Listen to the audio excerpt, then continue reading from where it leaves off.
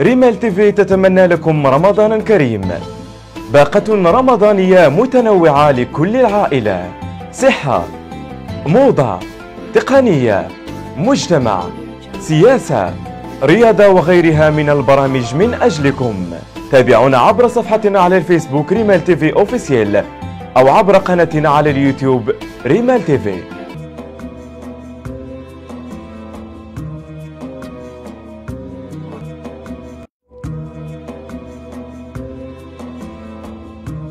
ريمال تيفي تتمنى لكم رمضانا كريم.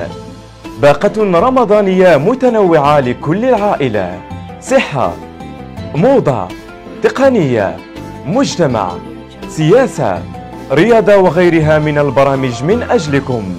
تابعونا عبر صفحتنا على الفيسبوك ريمال تيفي أوفيسيال أو عبر قناتنا على اليوتيوب ريمال تيفي.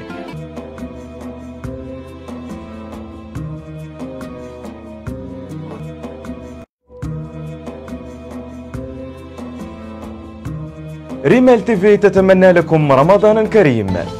باقة رمضانية متنوعة لكل العائلة، صحة، موضة، تقنية، مجتمع، سياسة، رياضة وغيرها من البرامج من أجلكم. تابعونا عبر صفحتنا على الفيسبوك ريمال تيفي أوفيسيال أو عبر قناتنا على اليوتيوب ريمال تيفي.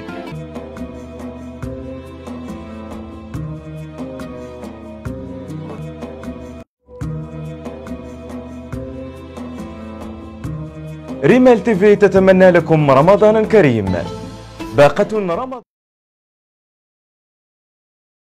في الويب ما كاينش غير مواقع التواصل الاجتماعي والترفيه، كاينين دراهم ودولارات، ومن فوق هادشي يمكن يكون مصدر دخلك الاول. في الويب فلوس غنجيبو خبراء في التسويق الالكتروني، التجاره الالكترونيه، الفوركس وتطبيقات الهواتف الذكيه. نتلاقاو كل جمعه مع 11 ديال الليل على ريمال تيفي.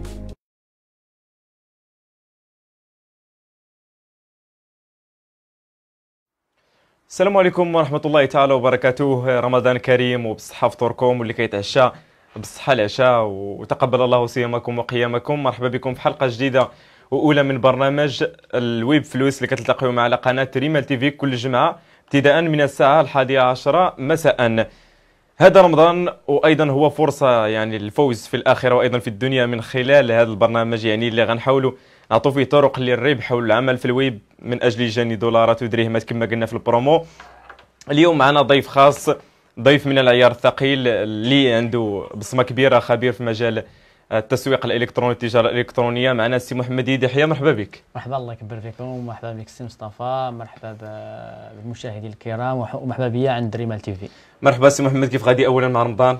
الحمد لله. ياك ما دخل عليك رمضان؟ لا الحمد لله، ولفناه. ولفت رمضان، يعني كيفاش بدايه كيفاش داير الخدمه في الويب في رمضان؟ على حسب الروتين ولا على حسب المردوديه؟ هو غير روتين.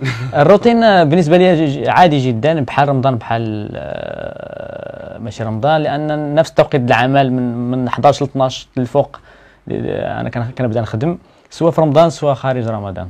يعني الناس ديال الويب ما كيأثرش عليهم التوقيت ديال رمضان، سواء في الصباح ولا يعني ديك الوقيته فاش كيخدموا، سواء في رمضان ولا غير رمضان؟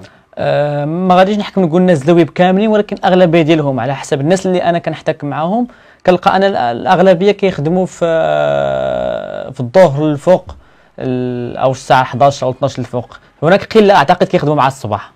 ونتمنى ان شاء الله انه اللي كيخدم يعني يجيب الربح. نذكر انه يمكن لكم التفاعل معنا هاتفيا من خلال الرقم الدائره على الشاشه 06 03 37 36 97 او من خلال تعليقاتكم في هذا البث المباشر، ونقولوا لهم يبارطاجيو هذا البث المباشر باش نشوفوا ناس اخرين، يعني طاقوا الاصدقاء ديالكم لان الحلقه غتكون فيها الاستفاده 100%.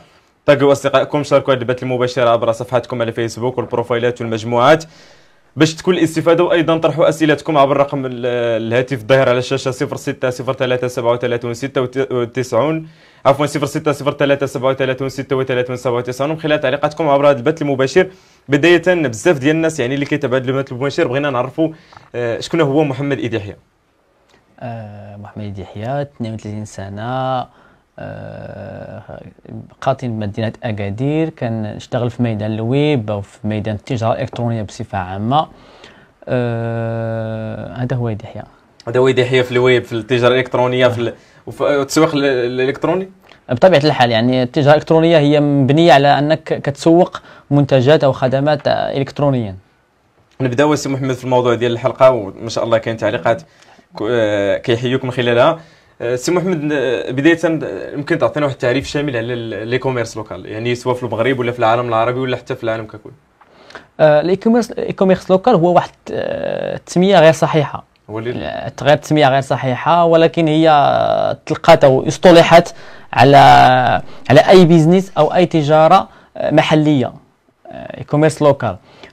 ولكن ما صحيحاش، لان هذا الاي كوميرس كيتسمى واحد الاي كوميرس اللي مبازي على الكاش اون ديليفري. حنا كنسميو يعني الكلمه الصحيحه هي السي او دي، الكاش اون ديليفري. هذه هي الكلمه الصحيحه، يعني اي بيزنس مبازي انك الكليان او المستهلك او المقتني ديال الخدمه او ديال المنتج كيدفع، ماشي مسبقا، كيدفع في الاخير، يعني لما يستلم البضاعه ديالو كيستلم تما فين كيتم الدفع. هذه هي الكلمه الصحيحه او الاسم الصحيح. وهو في المغرب، بالنسبه للمغرب هو بيزنس اللي جديد، هو بيزنس اللي عمر ديالو واحد عامين او 3 سنوات تقريبا. ولكن في دول اخرى عربيا مثلا في الخليج او في مصر او في دول اخرى العمر ديالو يفوق 10 سنوات. مثلا في مصر الاي كوميرس لوكال او الكاش اند ديليفري بادي في 2007 ولا 2008 او اكثر. نفس الشيء بالنسبه لدول الخليج، نفس الشيء في بعض الدول الاسيويه والافريقيه. ولكن في المغرب حديث، يعني العمر ديالو ديك 3 سنين 4 سنين، بسبب مواقع كبيره اللي جاو انفيستاو في المغرب بدون ذاك الاسم. هما جاو خدموا في المغرب، انفيستاو في المغرب، يعني من بينهم واحد يعني موقع اللي كاين الان جاب تجربه صينيه، جا دخل لمصر، هذا جا للمغرب. وكاين مواقع روسيه، مواقع فرنسيه لشركات كبار اللي جاو في المغرب، لقاو باقي داك الفراغ، الهوته كما كنقولوا الهوته، لقاو فراغ قدروا يستغلوه وقدروا يحققوا منه مبالغ كبيره، وقدروا يضمنوا حتى في المارشي. يعني هذا المصطلح هذا كي قلت انت هو جديد عندنا في البلاد، وكما كنقولوا باقي فيه الهوته في البلاد. بطبيعه الحال باقي السوق كيطلب، باقي الناس يلا كيتعاطاو التجاره الالكترونيه، سواء المستهلكين سواء مقدمي الخدمات، سواء حنا اللي كنقدموا هذه الخدمه باقي جداد، وسواء الناس اللي كيشريو سيغ انترنت يلا كتلقاو عندهم واحد التجربه الثانيه او الثالثه، بحكم انك في دول اخرى كتلقى انه في 3 سنين 4 سنين مدوز اكثر من 300 او 200 عمليه شراء على الانترنت. صحيح، يعني هنا حتى القضيه ديال الكاشين ديليفري كتفرض بانه باين جديد، لانه حتى في المغرب صعيب الانسان يشري بلاكارت ديالو في الموقع الالكتروني. هنا انا كنختلف مع بعض الاشخاص اللي كيقولوا ان الكاشين ديليفري هو حل للناس اللي ما كيبغيوش يخلصوا بالكارطه. انا اختلف معهم، وهي معلومه غير صحيحه ابدا، لان في دول الخليج اللي الناس كيخلصوا بالكارطه، والناس المقتنيات ديالهم بالكارت او بالبطاقات البنكيه عاليه جدا، ملي كيوصلوا للتجاره الالكترونيه او يشريوا المواقع ملابس، احذيه، اكسسوارات او غيرها، هنا كيلجؤوا للدفع عند الاستلام. ماشي حيت ما كيشتروش بالكارطه، كتلقاه كيخلص فنادق، كيخلص طيران، كيمشي لمحل مول كيخلص بالكارطه، كيمشي لمطعم. يعني كاين الثقافه ديال الشراء بالبطاقه، ولكن ملي غيشري شي حاجه ما غاديش ياخذها في ديك الوقت او في ديك اللحظه، كيفضل انه حتى توصل سلعته عاد يدفع بها. وانا ما كنسميهاش هذا عامل ايجابي، راح كنشوفوا في دول اوروبا اللي سنوات هي كيخلصوا بالكارطه، ولاو دابا كيطلبوا يخلصوا بالدفع عند الاستلام. يعني انا اسواق خدمت فيها فرنسا، اسبانيا، البرتغال، ولاو الناس كيدخل السطور ديالك كيشوف كيقول لك لا، واش ما كاينش الدفع عند الاستلام. يعني الثقافه رجعت، يعني حنا كيقولوا بان لا راه قديمه، ولكن هي الان كما قلت اوروبا رجعت للكاشين ديليفري. بطبيعه الحال انا نعطيك غير مثال، انه شركات كبار، مثلا شركات كبار ديال الشحن في الخليج، كيمشيو عند الكليان كيديو ليه السلعه ديالو، كيديو معاه ديك ما عرفتش كتسمى ديك هذيك باش كيخلصوا بالكارت، هذيك لا ماشين ديك تي بي، كيمشي عند الكليان كيعطيه سلعته، ما كياخذش الكاش، ما كياخذش نقدا، داك الكليان كيخرج كيشري لاكارت ديالو كيخلص في سير بلاص. يعني الناس راه كيخلصوا بالكارطه، ماشي بالضبط نقدا او اموال منقوله، ولكن كيفضل ديك العمليه حتى تجي ليه سلعته عاد يخلص. يعني هذه القضيه هذه هي كما كيقولوا لا متجاوزه، ولكن صحيا نقولوا بان صحيا. نذكر انه مشاهدينا انه يمكن لكم التفاعل معنا من خلال طرح اسئلتكم عبر هذا البث المباشر، من خلال هذا البث المباشر تعليقاتكم عبر صفحتنا على الفيسبوك، وايضا من خلال الرقم الهاتفي الظاهر على الشاشه 0603 37 36 97 مع ضيف حلقتنا اليوم سي محمد إيديحيى. نبداو بواحد السؤال يعني كيطرح بزاف، واش ضروري يعني السجل التجاري اللي بغى يبدا في الدومين ديال لي كوميرس؟ هذا السؤال قانوني. مبدئيا انك باش في المغرب مبدئيا باش تمارس اي نشاط تجاري انت ملزم انه تحمل واحد السجل تجاري، سواء كشخص مادي او شخص بيرسون فيزيك او بيرسون مورال. انت ملزم يكون عندك سواء شركه او حتى كفرد بيرسون فيزيك، انت ملزم انك تشتغل في اطار واحد سجل تجاري معين اللي هو اطار قانوني اللي كيحميك وكيحمي المستهلك او العملاء ديالك. ولكن في المغرب كاين ما يسمى بالمقاول الذاتي، يعني اونتربرونور. اييه، كاين مقاول ذاتي اللي كتقدر الواحد يبدا بها بدون تعقيدات، بدون سجل تجاري، بدون شركه، بدون مجموعه من التعقيدات. يعني غيبدا بالمقاول الذاتي، غادي يبدا البيزنس ديالو حتى يرتاح فيه، حتى يتطور فيه، حتى يوصل فيه واحد نقطه معينه اللي كيحس بواحد استقلاليه ماليه او استقلاليه في العمل ديالو. ديك الساعه ممكن يمشي يكون شركه ديالو. واحد السؤال السي محمد كيطرحوا كيقول لك كيفاش لقى الوينينغ برودكت، ولكن تقريبا نقدروا نطرحوها بطريقه اخرى، يعني كيفاش يمكن نطلعوا البروفيت من واحد المنتج ونرجعوا وين البرودكت؟ هنا واحد السؤال مهم جدا، ان تسمح لي نقول واحد النقطه قبل ما نجاوب على السؤال ديالك. هو علاش الناس بزاف نجحوا، علاش الناس بزاف نجحوا في الدروب شيبينغ اكثر ما نجحوا في الاي كوميرس لوكال او واحد الاي كوميرس اللي مبازي على الكاشين ديليفري. علاش؟ لان باش تنجح في واحد البيزنس معين محلي خصك ماشي غير تكون ماركتر، ماشي غير تكون مسوق كما متعارف او معروف، خصك تكون مسوق وتكون كوميرسيال. اغلبيه ديالنا جايين من دروب شيبين، كنا كنشتغلوا في اسواق غربيه على خارج المغرب وما كنلقاوش مشكل اننا نحسبوا. انا جاي لك السؤال ديالك، ما كنلقاوش مشكل اننا كنحسبوا، كنلونسيو واحد البرودوي كنبيعو مثلا ب 10 دولار، كنشريوه باكس، كيطلق على الاعلانات بايغريك، لي شارج زد، يعني هذه باينه مبدئيا. ولكن ملي كتجي الكاشين ديليفري هذه المعادله كامله غير صحيحه، لان عندك دي فاريابل اللي ما يمكنش تحكم عليهم.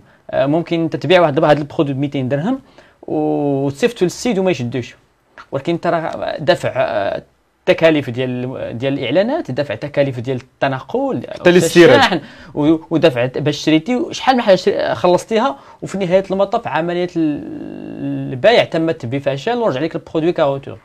هنا شكون غيتحمل هاد المصاريف؟ شكون غيخلصهم؟ هنا فين الدراري كيحلوا، هنا فين لا بليبار ديالهم كيبدا 15 يوم الشهر كيقول لك لا هذا الشيء ما منوش وكيرجع للور، لانه مبدئيا ما حسبش صحاب، لانه داكشي اللي خرج لشركه الشحن مشى للتوصيل كامل غادي يتليفرا وكامل غادي يتسلم.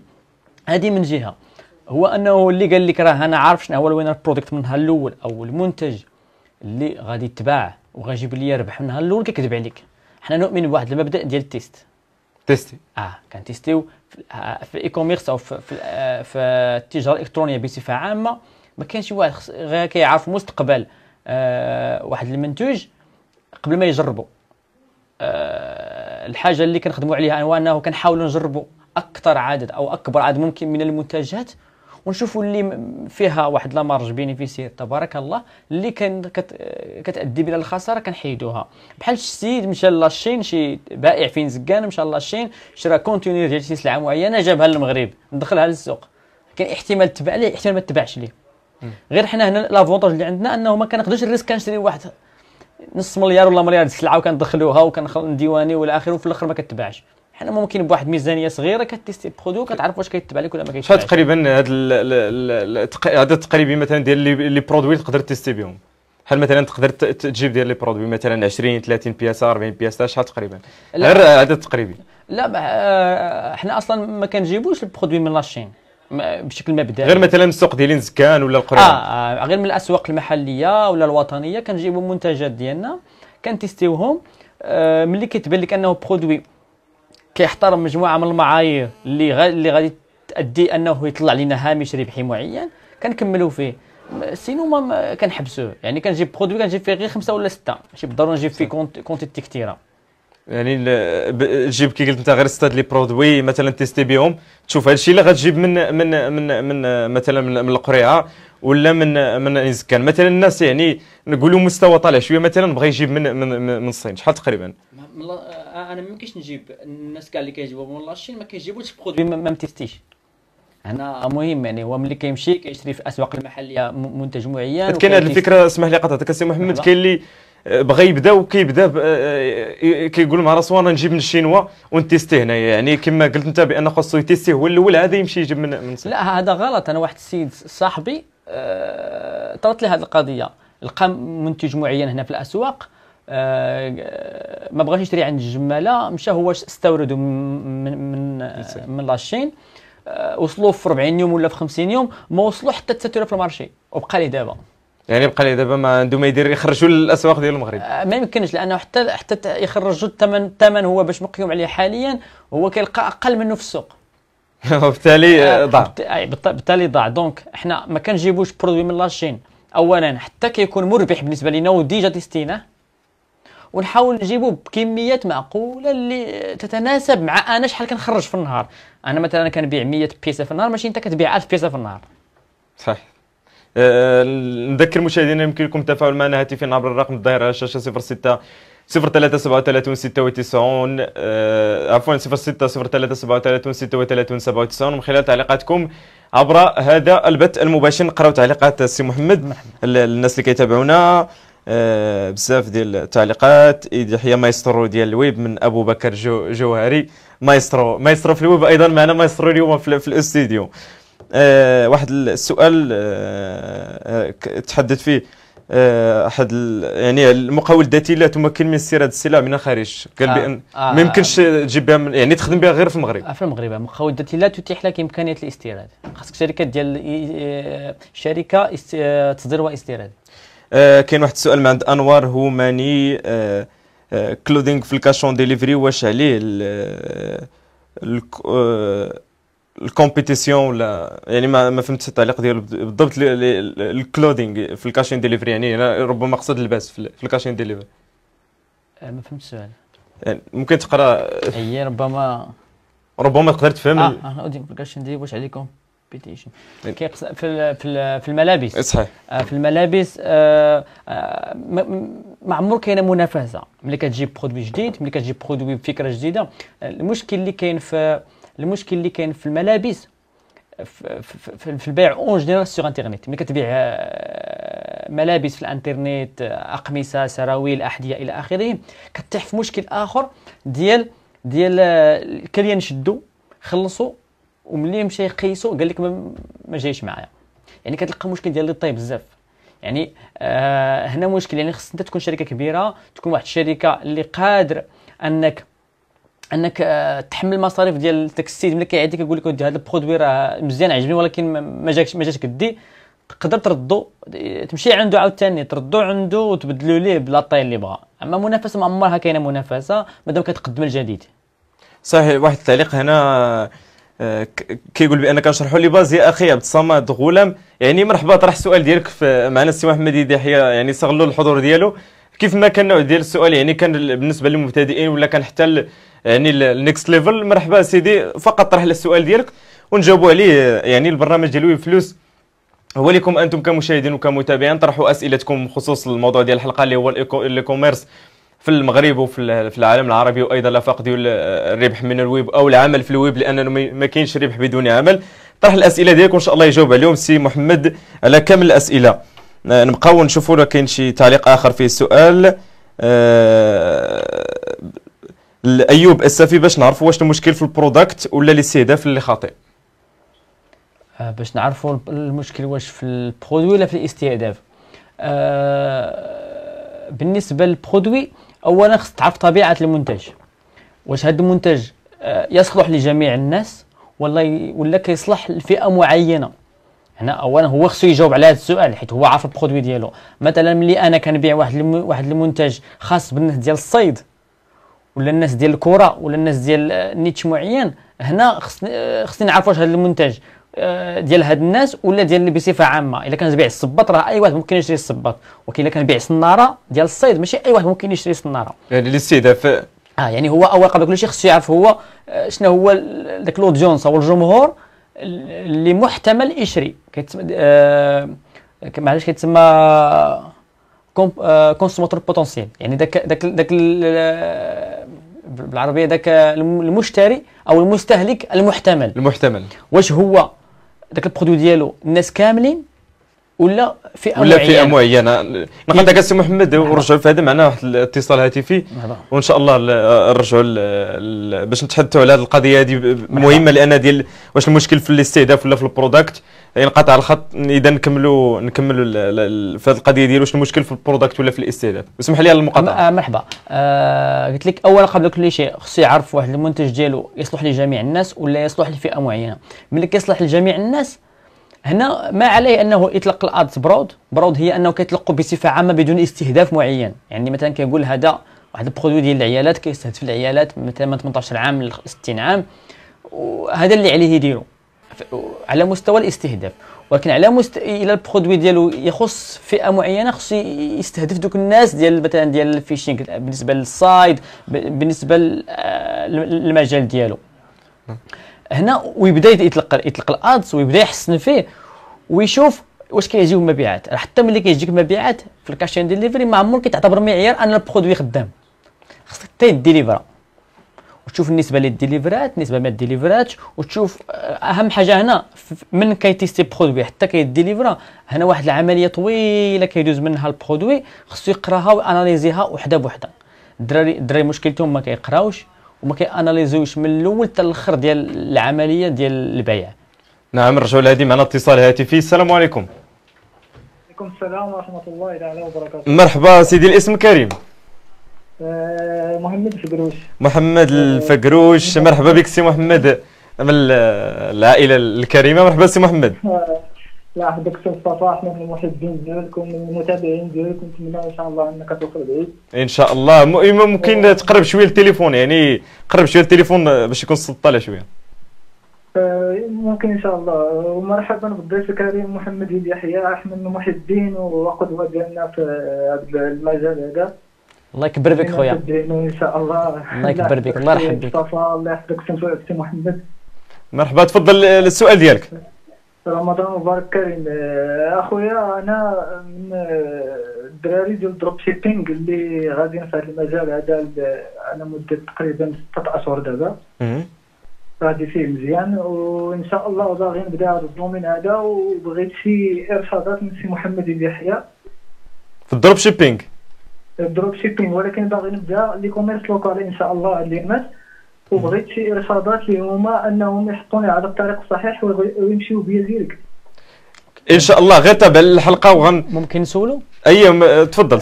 خويا محمد، انا بغيت نسولك واحد السؤال. دابا انت خدمت ديجا في الدروب شيبينغ، يعني ما عندكش مشكل بالنسبه للفيسبوك ادز، بالنسبه للاستهداف الى اخره. السؤال فين كتشوف راسك خاصك المعلومه بالضبط؟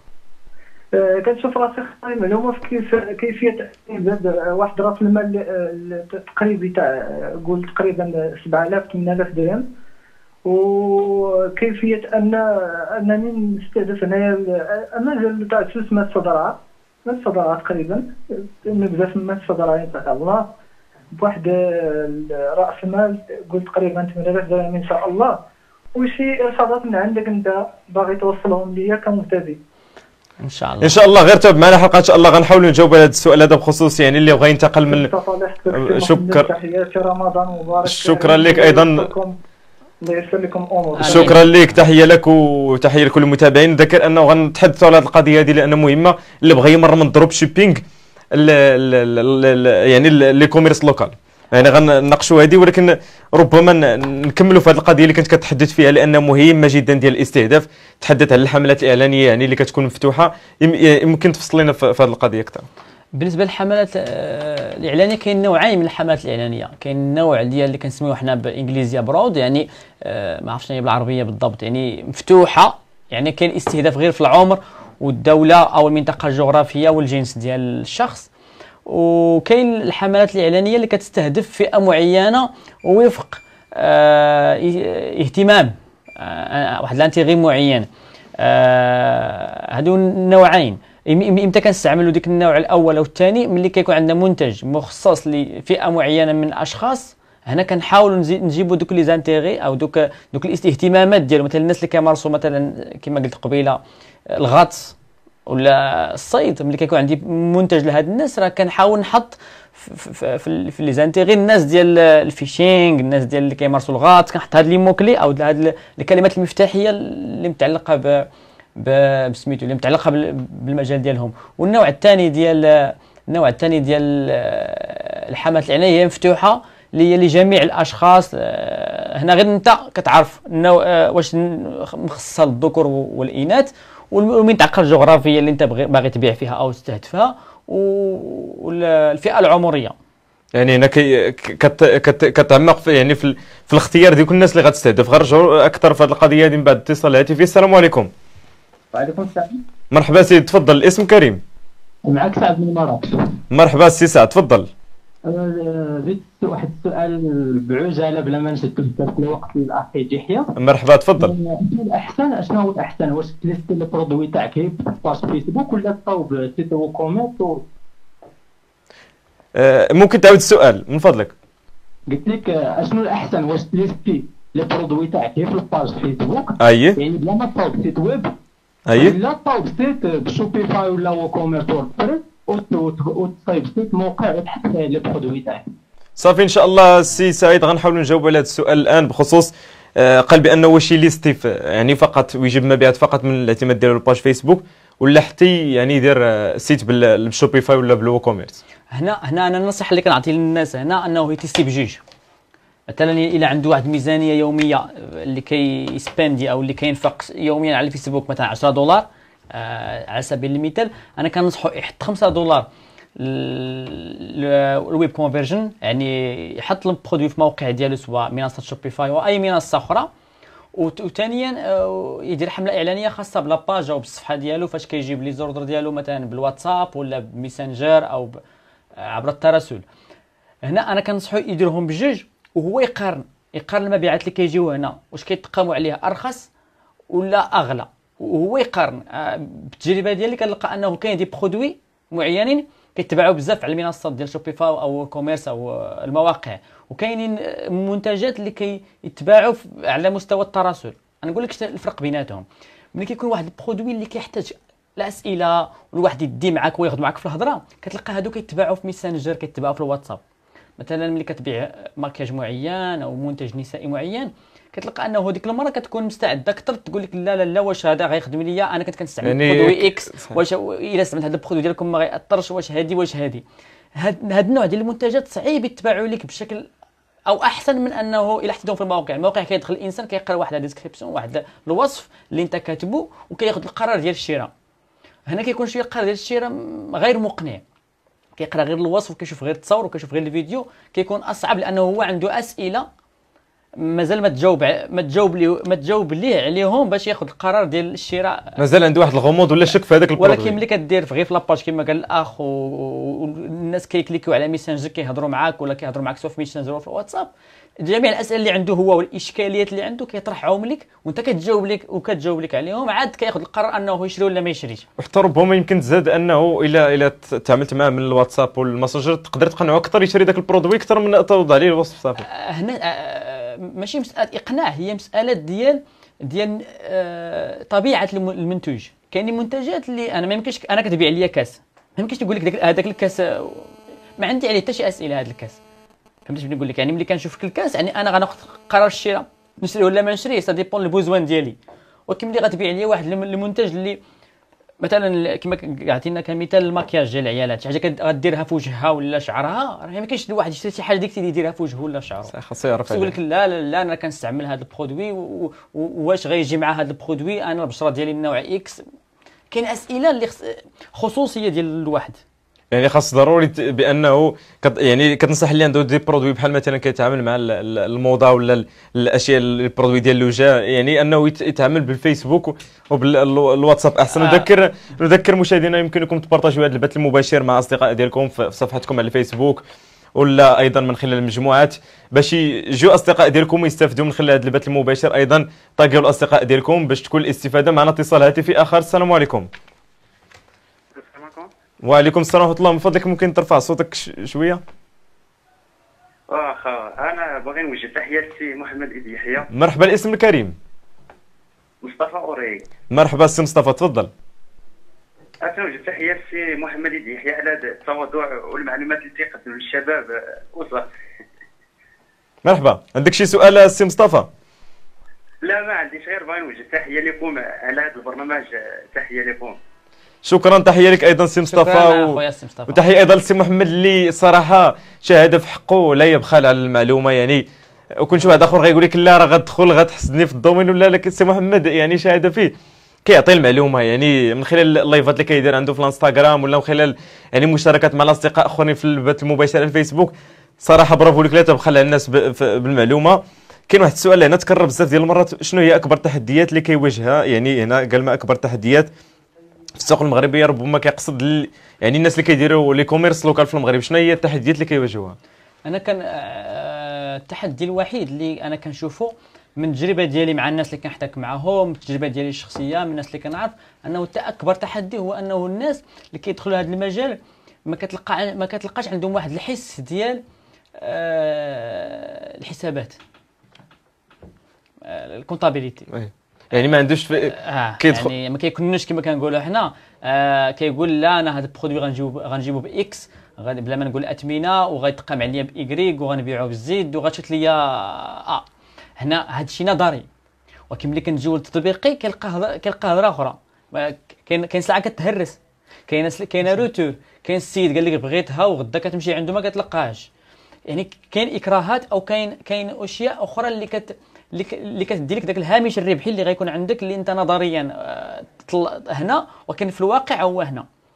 يعني ربما واحد الطابلو درتو السي محمد وكتنشرتو من بعد واحد البث المباشر مع لايف هاشتاغ تقريبا تحدثت فيه على هذه القضيه هذه. هنا حيت انا لقيت من التجربه ديالي ان اغلبيه ديال الناس اللي كيفشلوا في المجال خصوصا في الكاشين ديليفري هو انه كيقول لك انا غنشريه وغنبيعو وغيشيط ليا، هو ما كيحسبش دي الشارج اخرين، حيت كاين دي الشارج فاريابل دي الشارج فيكس. كاين دي الشارج فاريابل، هاد السلعه ممكن انا نديها الليفرور والسيد يقول لك ما بغيتهاش باقي ما يجاوبكش، شكون غيخلص هذا الليفرور؟ هنا هاد الفلوس كامل كيمشيو ليه في الاخر، هو كيلقى راسو ما كيربحش. يعني انا النصيحه اللي كنقدم هو انه تعلم انك دير ليكسيل، تعلم تحسب، تعلم انك بارطاجينا مع الناس مع الدراري واحد الملف اللي هو كيحسب لك شحال وكيحسب لك كل شيء بشحال هو الكوست ريال ديال الديليفري، شحال الكوست ريال ديال الفيسبوك، شحال كل شيء فيه. من تما انت غتعرف واش غتربح ولا ما غتربح من النهار الاول ديال البرودوي. يعني من ديك 24 ساعه ولا 48 ساعه باش لقيتي البرودوي كتعرف انت واش رابح ولا ماشي، واش فيه ربح ولا غير عطيه اتساع. حيت كاين ناس خدامين على برودوي شهر شهرين، ملي كتجلس معاه كيجي كيقول لك ودي لا راه ما هادشي ماشي، كتلقى دخل فلوس صحيحه ولكن اللي بقى ليه في جيبو صفر. كيولي كيتسخر لذاك اللي كيدير كيوصل وكيولي ما كيربح والو، كيدخلوا الفلوس ولكن كيلقى راسو بانه هو خلصهم مول البرودوي اللي يشري عنده مثلا فين سكان ولا في القريعه، هو خلص الناس، خلص شركه الشحن، خلص الناس اللي خدامين معاه، خلص الترونسبور، خلص هادي خلص هادي، هو في الاخر هو ما شاط ليه والو، هو كيلقى كيتسخر على هذوك فقط. نبقاو مع التفاعلات. يعني واحد السيد هشام بوس، براندينغ في المغرب قبل ما نبداو البيع شنو خاصنا نديرو؟ يعني براندينغ في المغرب قبل ما نبداو البيع شنو خاصنا نديرو؟ براند. يعني ملي كيهضر هذا السيد على براند يعني كيهضر انه كيملك منتوج اللي المالك الحصري ديالو هو هنا. الى انت انا اولا قبل كل شيء خصك تعرف انه باش دوميني واحد البراند وتسوق البراند كتحتاج مبالغ كبيره باش نكونوا صريحين وما نبيعوش الناس الوهم. انك ملي انا مثلا كتكون عندي عطور اللي هي ماركه ديالي ولا احذيه راه جديده في السوق، انا الله جبتها، راه يمكنش الناس يجيو يشريوها عندي من غدا. ملي كتطلع مثلا لا مارك اكس راه ما يمكنش يشريها عندي اي واحد ما كيعرفنيش. يعني خصني انا نخدم على هذا البراند ماشي على مستوى نجيب مبيعات، نسوق. اول حاجه هي التسويق ديال البرودوي. الشركات راه كيضربوا 3 سنين 4 سنين 5 سنين باش الناس يعرفوا انه كاينه هذا البرودوي. يعني كتلقى 5 سنين وهو كي انفيستي واحد السيكل دانفستيسمون اللي هو 5 سنين 6 سنين كيخسر من جيبو باش غير الناس يعرفوا. كتلقاه في العام السادس او السابع يلاه كيربح. كنعطي ديما واحد المثال بشركه اللي كنعرفها وكنعرف الناس اللي خدامين فيها اصدقاء ديالي، نمشي. شركه نمشي في الامارات اللي هي شركه خليجيه ديال التجاره الالكترونيه او ديال التجاره الالكترونيه بصفه عامه، كتبيع كل شيء. هذه الشركه 5 سنين او 6 سنين وهما كينفيستيو كيخسروا من جيبهم، رغم انهم عندهم مبيعات تقدر بمئات الالاف شهريا، ولكن باقي كيخسروا انه كيجيبوا نجوم، كيجيبوا فنانين، كيجيبوا رياضيين باش يبنيو لهم هذا البراند. يعني انك تخدم براند ما سهلش. خصك واحد خطه تسويقيه محكمه، خصك واحد راس المال كبير باش تقدر تفرني على هذا البراند ديالك اطول مده ممكنه حتى الناس يعرفوه وينافس في السوق. يعني ماشي تجي تدخل يعني يوم ويومين الشهر الاول الشهر الثاني وتبغي تقول لا هذا البرودوي ما تباع، لانه براند خاصها التسويق كيف ما قلت، يعني خاصها مده ديال التسويق. والان يعني كيولي كينفيستيو بزاف في التسويق لا مارك، ولا كيتعطاه اكثر من البرودوي نفسه، لانه مهم. لانه البرودوي كاين بعض البرودويات كيتسوق لهم كتلقاه هو والو، ولكن فاش ديك التسويق ديالو وداك يعني فين ما مشيت كيبان لك كيرغمك بانك تاخذ. انا نعطيك مثال. ما تلقى مثلا شركه كوكولا اللي هي شركه معروفه، كتلقى انها 60% من الارباح ديالها السنويه كتمشي في الاعلانات. ماشي حيت هما الاعلان اللي كيبيع، لا راه انت اللي غتشري كوكا غتدخل غتشريها، فهمتيني؟ ولكن ولات معروفه كوكا، ولكن هو باش تبقى ديما في دماغك. اجيال كيجيو، ولادنا كيجيو، ولكن ديما الاجيال جايين ديما كوكولا او هذا المشروب الغازي في دماغنا. حتى دابا يعني كيقول لي عطيني هذاك النوع عطيني واحد كوكا مثلا وهي راه شركه اخرى، هي واحد البراند اخر. شكون داروا داك لي فول اللي دار في التسويق على رسخوا لك ديك الفكره ديال بانه اي منتوج غازي، اي حاجه بحال الشكل ديال المناظره هي كوكا. معنا اتصال هاتفي اخر. السلام عليكم. السلام عليكم. مرحبا سيدي، تفضل. الاسم كريم. معكم حكيم عدنان. مرحبا سي حكيم، تفضل. مرحبا سي عيد مبارك، عواشكم مبروك اخويا، رمضان كريم. علينا وعليك ورمضان كريم. بغيت باش نربحوا الوقت اكثر ونستافدوا من السيد يحيى. مرحبا. نوجه لي تحيه من المنبر هذا. انا بحكم طبيعه العمل ديالي تقريبا كتاخذ لي تقريبا توت لا جورني، يعني الصباح والعشيه، وانا بعيد كل البعد على هذا المجال ديال التجاره الالكترونيه، ولكن من خلال هذا الشيء اللي كنشوف وهذه الارباح اللي تحققوها يعني كتبان انها مغريه. واش ممكن انك مثلا بحكم ان العمل ديالي يعني حتى هو تربح فيه مزيان، غير هو ما تيخليليش الوقت، واش ممكن مثلا واحد ساعتين ولا 3 في النهار نعطيها مثلا لهذا الشيء ديال التجاره الالكترونيه ديال شوبيفاي ولا اي حاجه مثلا هكا؟ واش ممكن مثلا واحد الوقت تعطي الاكل ديالها، علما انه ما عنديش اكثر من ساعتين 3 كاع او ماكسيموم في النهار؟ كنشكركم بزاف. شكرا لك سي حكيم عدنان. يعني شنو راي داك السي محمد؟ هو الا جيت نقول ليه راه غادي كافيه كنكذب، قلت ليه ما كافياش كنكذب. نكون معاه صريح. هو انه انا اللي نقدر نقول ليه هو انه يتوكل على الله، يشوف، لان يقدر هو ملي يدخل المجال يقدر يدخل المجال على حسب المؤهلات ديالو، على حسب الكفاءات ديالو، على حسب كيف العقليه ديالو. حيت في هذا البيزنس ديالنا في الانترنت العقليه كتلعب دور اكثر من المؤهلات. راه كتلقى اغلبيه ديال الناس اللي ناجحين فيه هم ذوي مؤهلات متوسطه. يعني انا بالحكم الناس اللي كنعرف والناس اللي كنحتك معهم اللي واصلين مراتب عليا او يعني مشاو بعيد تبارك الله، كيضربوا ارقام الحمد لله.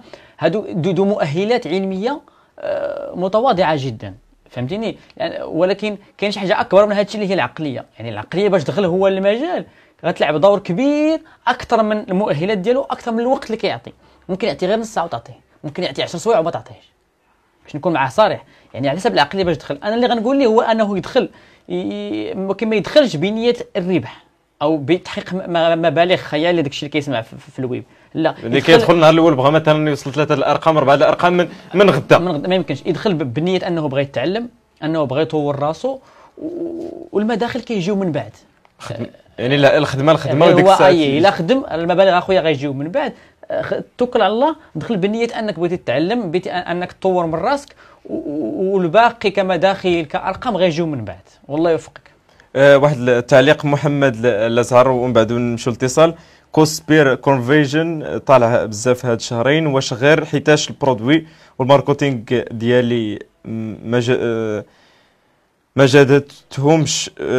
جددتهمش او لا قاعده عامه في الفيسبوك؟ هو غالي جدا نسبي. هذه كلمه، واحد الكلمه اللي فاك شويه، اللي ما انا ما كنقول لك غالي، ما عرفتش شنو غالي، واش كيقول لي دولار غاليه، واش 10 واش 5، ما عليناش. انا غنجاوبه بصفه عامه لان هذا السؤال كيتردد بزاف وكيسولوا عليه الناس بزاف. هو عادي جدا مادام انت حل واحد الادسيت ولا واحد الكامبين مخليها شهور كما قال او ايام طويله وما بدل فيها والو، ما حسن فيها والو، سي نورمال انه طلع الكوست ديالها. ولكن مع عمر الكوست طالعه او نازله كتحكم على النجاح او الفشل. ديجا هضرت للدراري على انه كان عندي واحد البرودوي كنجيب الكوست بار كونفيرجن، يعني الدفع مقابل انه واحد مبيعه حقيقيه 5 دولار، وواحد المنتج اخر كنجيبه بدولار. مبدئيا كتقول لي راه مول دولار حسن من مول 5، ولكن ملي كتجي الديليفري في الواقع ارض الواقع كتلقى مول 5 حسن من ديال واحد. يعني هنا كنقول للدراري ما تحبس في واحد المرحله. حنا ما كنديروش دروب شيبينغ باش كتحكم على البرودوي من الكوست او من التكلفه الاعلانيه ديالو، لا، حكم من التكلفه الاعلانيه مبدئيا، ولكن تسالي الفيلم كامل من البدايه حتى النهايه، دير حسابك وشوف واش مخرجك ولا ما مخرجك. ان شاء الله يكون حتى 10 دولار ومخرجك الحساب راه احسن من دولار وما مخرجكش.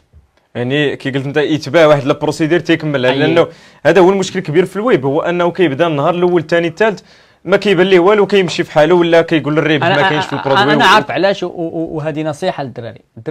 حنا كاملين، انا مني منكم، انا اولكم ان جايين كاملين من الخلفيه ديال الدروب شيبينغ، وديجا ديما كنقولوا في لي لايف جايين كامل من الخلفيه ديال الدروب شيبينغ. اللي غتخدموا الكاشين ديليفري في المغرب، في الخليج، في اي بلاصه في العالم، نساو عليكم جميع ما تعلمتموه في الدروب شيبينغ، لانه علم لا ينطبق على الاخر. في الدروب شيبينغ قوانين معينه، ولكن في الكاشين ديليفري قوانين اخرى. في الدروب شيبينغ حنا كنا كنتعلموا او كنعرفوا واش البرودوي مزيان ولا ما مزيان انطلاقا من الكوست. هو المحدد واش غادي نكمل في هذا البرودوي نبيعو ولا ما نبيعوش، هو بشحال كيتقام عليه في الفيسبوك. في الكاشين ديليفري هذه معلومه خاطئه الدراري، الله يجزيكم بخير. يعني واحد السؤال قال واش بيكسل واحد كافي نخدموا عليه الجينيراتور؟ بيان سور كافي. يعني بيكسل واحد كافي؟ كافي بطبيعه الحال. واحد السؤال اخر تكرر ومن بعد الاتصال الهاتفي نرجعوا ليه. السلام عليكم. السلام عليكم. وي السلام عليكم. مرحبا سيدي، تفضل. الاسم كريم. محمد نتاوي. مرحبا سي محمد، تفضل. بداك بغيت نسولك انا في الدومين ديال شوبيفاي. مرحبا. بغيت نسولك شحال راس المال اللي ممكن نبدا به، وشنو هو البديل ديال بايبال من غير سترايب. يعني السؤال ديالك ممكن تعاود السؤال؟ شحال ممكن بغيت نسولك شوبيفاي واش 3K واش كافيه؟ اييه. والبديل ديال سترايب من غير بايبال وسترايب، البديل اللي كاين شي بديل المهم. صافي ان شاء الله غنحاول نجاوب على هذا السؤال ديالك مع السي محمد. حيت انا راه خدام دابا حاليا في ايباي، راه عندي الاكسبيريونس يعني هذاك، يعني جمعت واحد راس المال اللي محترم. دابا بغيت ندوز للشوبيفاي في هذا الشهر الكاين. يلا اسمح لي نقطعك اخويا، يلا بغيتي تدوز للشوبيفاي؟ نعم. اسمح لي نسولك واش يلا بغيتي تخدم في شوبيفاي؟ اي عاد بديت عاد ناوي ندخل. ممكن نسولك، انت كتقلب على بديل ديال سترايب وبايبال وانت مازال ما بديتيش؟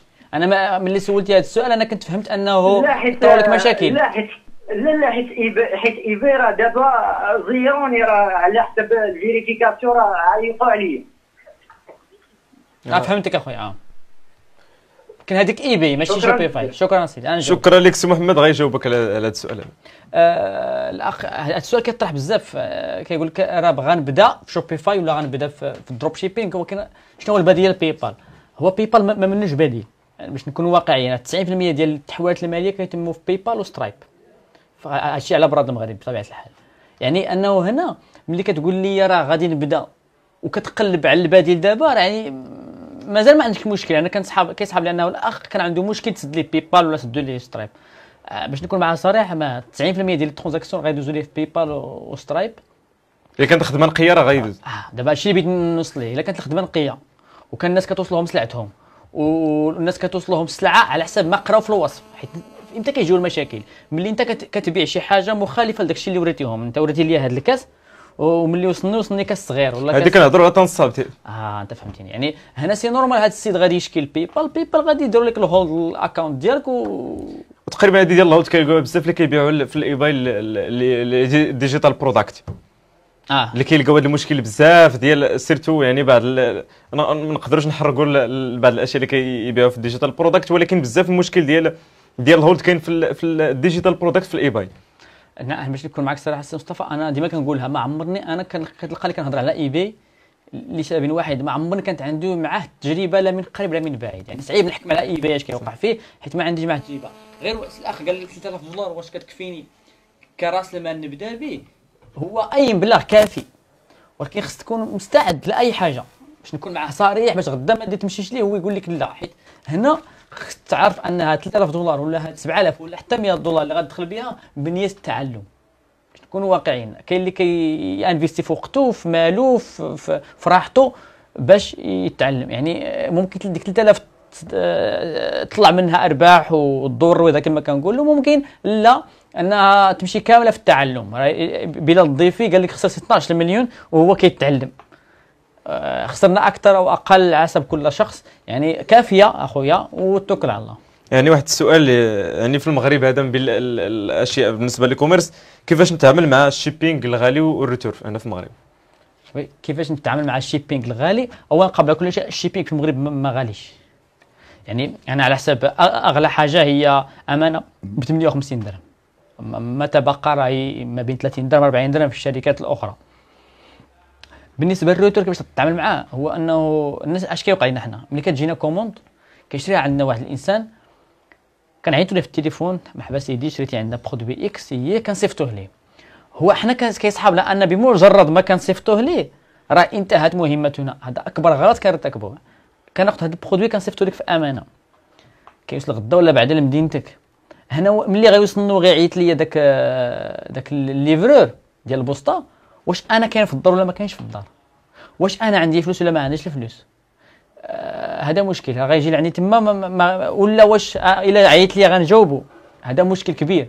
ولا هذيك المره كان بغاه هو ومن بعد ما تلاش بغاه مثلا. لا هذا ما يمكنش نهضر. هذه الحاله هي ديك الحاله ديال انه انت ما عندك ما دير، ما بغاش راه ما عندك ما دير. كنهضرك انه هو شي حد هو بغاه ولكن انت ما درتش خدمتك. خص تعرفوا انه خص تتبعوه وتقولوا لي غيجي عندك ليفرو الساعه فلان فلاني ولا النهار فلان فلاني باش هو يجي فلوسه. كاين عيالات شراو في الانترنت خص راجلها يعطيها الفلوس صحيح. قبل ما يخرج 9 الصباح 8 الصباح للخدمه خص يحطيها الفلوس. كيجي عندها الليفر كتقول ليه لا راه اسمح لي راه راجلي خرج تما انت يعني انت علم الناس نهار قبل 24 ساعه قبل حسبت ليه ميساج فوالا غيجي عندك واحد الليفرور الرقم ديالو كينتهي بالرقم ب 71 مثلا. اغلبيه ديال الناس ما كيجاوبوش على ارقام ما كيعرفوهاش خصوصا العيالات. واش انا غنجاوب النمره اللي عطات لي غنجاوبها؟ هذاك راه ليفرور. وبالتالي هنا هادو من بين لي تكنيك اللي تعامل معاهم ديال الشيبينغ والروتور.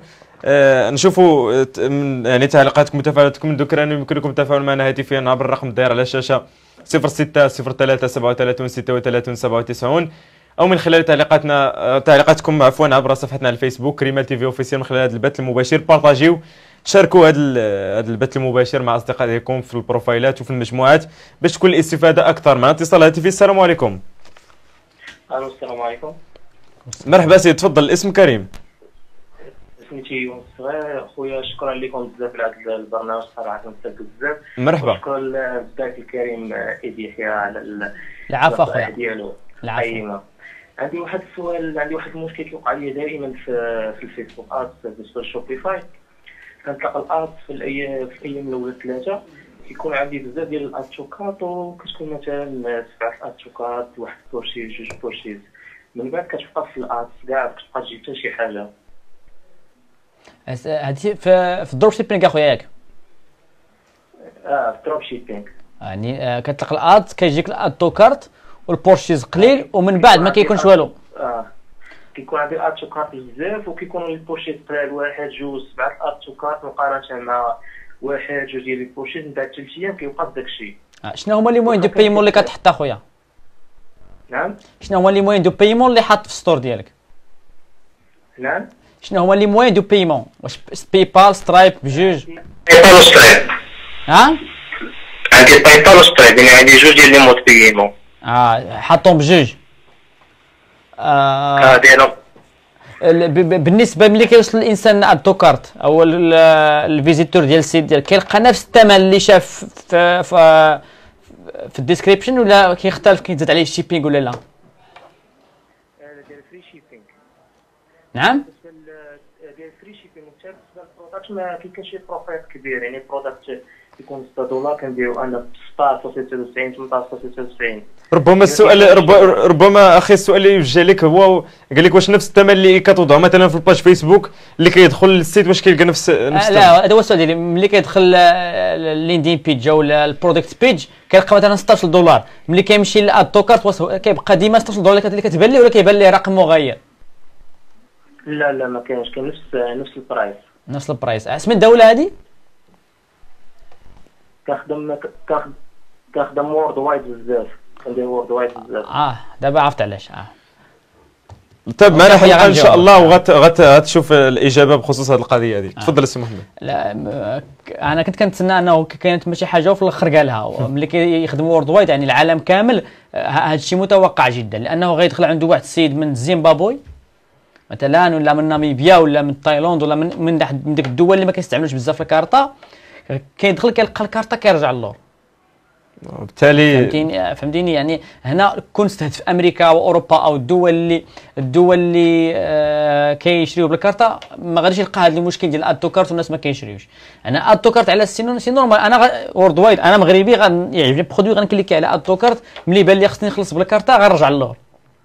كاين بزاف ديال الاسئله هنا كيطرحوا بحال مثلا واش ضروري خاصني البيسي باش نبدا في هذا الدومين، بالاضافه للسؤال ديال كيفاش ننتقل من الدروب شيبينغ الاخر لي كوميرس لوكال. غنجاوبوا على هذه الاسئله حيت بغينا نجاوبوا على الاسئله اللي شويه معمقه اللي تكون فيهم الاستفاده اكثر، وغنرجعوا نجاوبوا على هذه الاسئله ان شاء الله في هذه الحلقه هذه.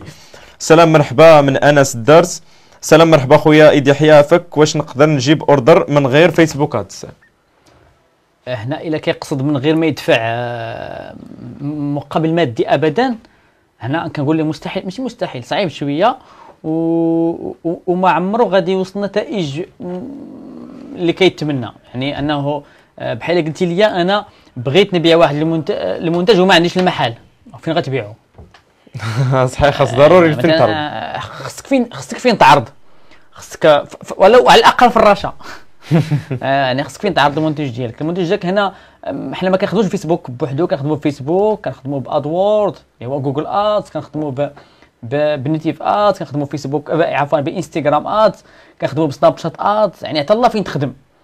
ولكن خصك تخلص على الاعلانات، خصك تخلص هذه كما كنقولوا ما حيتهاش لك خلص باش تربح. ما كاينش يعني، حيت انت ماشي جاي باش تقدم خدمات مجانيه او تطوعيه، راه انت هذا كوميرس، يعني خصك تخلص، خدام عليك شويه خصك تخلصوا. صح، ماشي جاي تخدم خدمات مجانيه. ما كايناش. واحد السؤال من انور قال بانه ذا بيست شيبينغ كومباني ان موروكو، يعني كيقصد هنا شنو هي افضل شركه ديال التوصيل في المغرب ديال الشحن؟ هذا سؤال صعيب شويه، يعني غير دوك اللي تعاملت معاهم مثلا، واخا ما بغيناش نديروا اشاره، ولكن على قبل الدراري يعني مرحبا. لا هو عطى الله الشركات باش نكونوا صريحين، امانه اللي هي ديال الدوله اللي غادي نقدر نهضر عليها، حيت ما بغيتش نتحمل المسؤوليه في شي واحد. صحيح، حيت ديجا وقعوا مشاكل في شركات الشيبينغ. الاخوان ماشي هي المشكل في المغرب باش نكون واقعيين، كاين اكثر من 16 او 20 شركه شيبينغ في اكادير، في كازا، في جميع المدن المغربيه الكبار راه كاينين ومعروفين وغتلقاهم. صعيب ننصحك بشي وحده معينه لان هنا غنتحمل المسؤوليه، ولكن لانه شركات صغار. الا كون شركه كبيره انا غننصحك بها، ولكن هما شركات صغار اللي هي ممكن غدا ما تكونش. صح، يعني غدا مثلا تكون طالعه واحد الوقيته واحد الوقيته ماشي شركات بكيانات معروفه باش ننصحك بها، ولكن ماشي مشكل. الشركات ديال الشحن عطاهم الله وارتمينا مزيانه 30 درهم 40 درهم راه الثمن ديال الشيبينغ، والروتور ما كيحسبوش عليك كاع 5 دراهم 10 دراهم الروتور. شكرا لك على هذه المعلومات. يعني باقي البث المباشر وباقي بغينا نشوفوا يعني تفاعلاتكم. معنا اتصال هاتفي اخر. السلام عليكم. السلام عليكم. مرحبا سيدي، تفضل. اسم كريم. خويا بخير هاني. معك سعيد من اكادير. مرحبا سي سعيد، تفضل. الله يبارك فيك اخويا. ممكن ترفع صوتك شويه عفاك السي سعيد باش نسمعوا اكثر. مرحبا سي. مرحبا خويا. تفضل تفضل. دابا الصوت مزيان؟ مزيان مزيان. بغيت نسول السي محمد بعدا لاباس بخير كلشي مزيان. الله يكبر بك رمضان خويا، كريم. علينا وعليك اسيدي. باش نسولك بالزربه باش نخلي الاسئله الاخوان الاخرين ان شاء الله. بغيت نسولك انا بالنسبه للخليج، بغيت نسولك الا بغيتي دير تما يكون لوكال ياك، شنو هما واش كاينين تما شي شركات ديال الشيبين، واش ضروري خصك شركه، ومنين تقدر تجيب السلعه تما، وبالضبط نعطيك الدوله اللي بالضبط اللي بغيت نخدم فيها ان شاء الله هي السعوديه. مرحبا ان شاء الله. مرحبا سي سعيد. تابع البث المباشر ويعني وبارطاجيو هذا البث المباشر. نذكر انه يمكنكم يعني شاركوا وبارطاجيو هذا البث المباشر سي محمد باش تكون الاستفاده اكثر، لانه الاهم عندنا في البرنامج ديال ويب فلوس من خلال ريمان تيفي هو بغينا الاستفاده ديال المشاهدين المتابعين في هذه الليله الرمضانيه، يعني يستافدوا ايضا ماشي غير في البطن يعني من خلال الفطور والعشاء، بغيناهم يستافدوا ايضا معرفيا ولماذا ماديا ان شاء الله من خلال هذا البرنامج هذا. بغينا نشوفوا اسئله ديالكم اكثر. ممكن تجاوب على هذا السؤال بخصوص السي سعيد من اكادير. هذا السؤال ديال السي سعيد هو اكثر سؤال تقريبا كيطرح عليا في الخاص سواء في الانستغرام ولا في الفيسبوك، بحكم اننا هما كيعرفوني انا كنمشي وكنجي للخليج. غنقول لكم باش نكون معك صريح اخويا سعيد، وانه الكاش ندير في الخليج خدام تبارك الله، ونقدر نقول لك تما هو بلاصتو، الخليج هو بلاصتو، او بحال قلتي المهبط ديالو ديال كاش ندير هو الخليج، وبارقام خياليه يمكنك تدخل وغتقرا عليها وتشوف الشركات تما جدايرين. هنا كاينه اشكاليه فقط واحده الا قدرتي تحلها راه غيتحل لك البيبان، اللي هي انه انت باش تعاقد مع شركه ديال الشحن. شركه الشحن سولتيني كاينه اراميكس، كاينه زاجيل، كاينه سامسا، دي اش ال. لا هو لا هادو شركات اللي بحال اللي قلتي امانه عندنا، يعني شركات ديال توصيل وكيجيبوا لك الفلوس الكونتون بورسومون. كاينه اراميكس خدامه مزيان في الخليج في السعوديه بالضبط، كاينه سامسا، كاينه زاجيل، عطا الله الشركات تما بالغرق. ولكن الاشكاليه الوحيده اللي كاينه غتخصك شركه سعوديه باش تعاقد مع هاد الشركات. فهمتي السي مصطفى؟ هذا هو الاشكاليه تما. يعني ضروري تكون تما، وربما تكون الاقامه عندك في ذيك الدوله. هو بطبيعه الحال عندك شركه تما عندك اقامه يعني ولكن هنا السؤال اللي كيطرح راسو، خصك شركه سعوديه باش تعاقد مع اراميكس في داخل ديال السعوديه، ولا مع زاجل ولا مع سامسا ولا مع اي شركه توصيل معينه. وهاد الفلوس ما حيت هاد الفلوس اللي كيجبدوا لك مع الناس اللي كيجمعوا لك ملي كتوصل السلعه ما كيفيرسيوهم لك الكونط على خارج السعوديه، خصك حساب بنكي داخل السعوديه. هنا يعني هنا خاصك ضروري الا باغي يعني تمشي لتما. الا بحال بغيت تخدم في المغرب كتجي كدير شركه في المغرب خدام في المغرب، نفس الشيء تما خصك تمشي للخليج ودير شركه في الخليج وتخدم تما. يعني الا قدرتي تحل تما شركه، الاشكاليه ديال الشركه تما كلشي كيعرفها هو انه انت خصك شريك سعودي كيملك 51% ما لا يقل على 51% من اسهم الشركه. يعني هنا نقول بانه اي بلاد غتحل دير ما يمكنش تخدم لي كوميرس لوكال مثلا في السعوديه من المغرب. لا ما يمكنش اي دوله غتمشي لها ضروري خاصك ولا بغيت انك شركه تما تكون فيها، ولا يكون شي شريك مثلا كي قلت انت، ولا شي شريك وانت كدير ماركتينغ. يعني دابا كيقول لها حيت دابا شي ناس قلتها لواحد السيد قال لي لا كنعرف واحد السيد دايرها، داك السيد ماشي هو اللي مول الشيء، داك السيد غير كيدير الفيسبوك، اما مول الشركه مول السلعه مول اللي عنده العقود اللي عنده كلشي واحد اخر. وبالنسبه للسلعه خويا تما على حساب السلعه ممكن تستوردها من الصين للسعوديه بدون مشاكل، على الاقل تحترم معايير ديالهم، تحترم دوك القوانين ديالهم، الديوان عندهم ما كاينش حتى شي مشكل.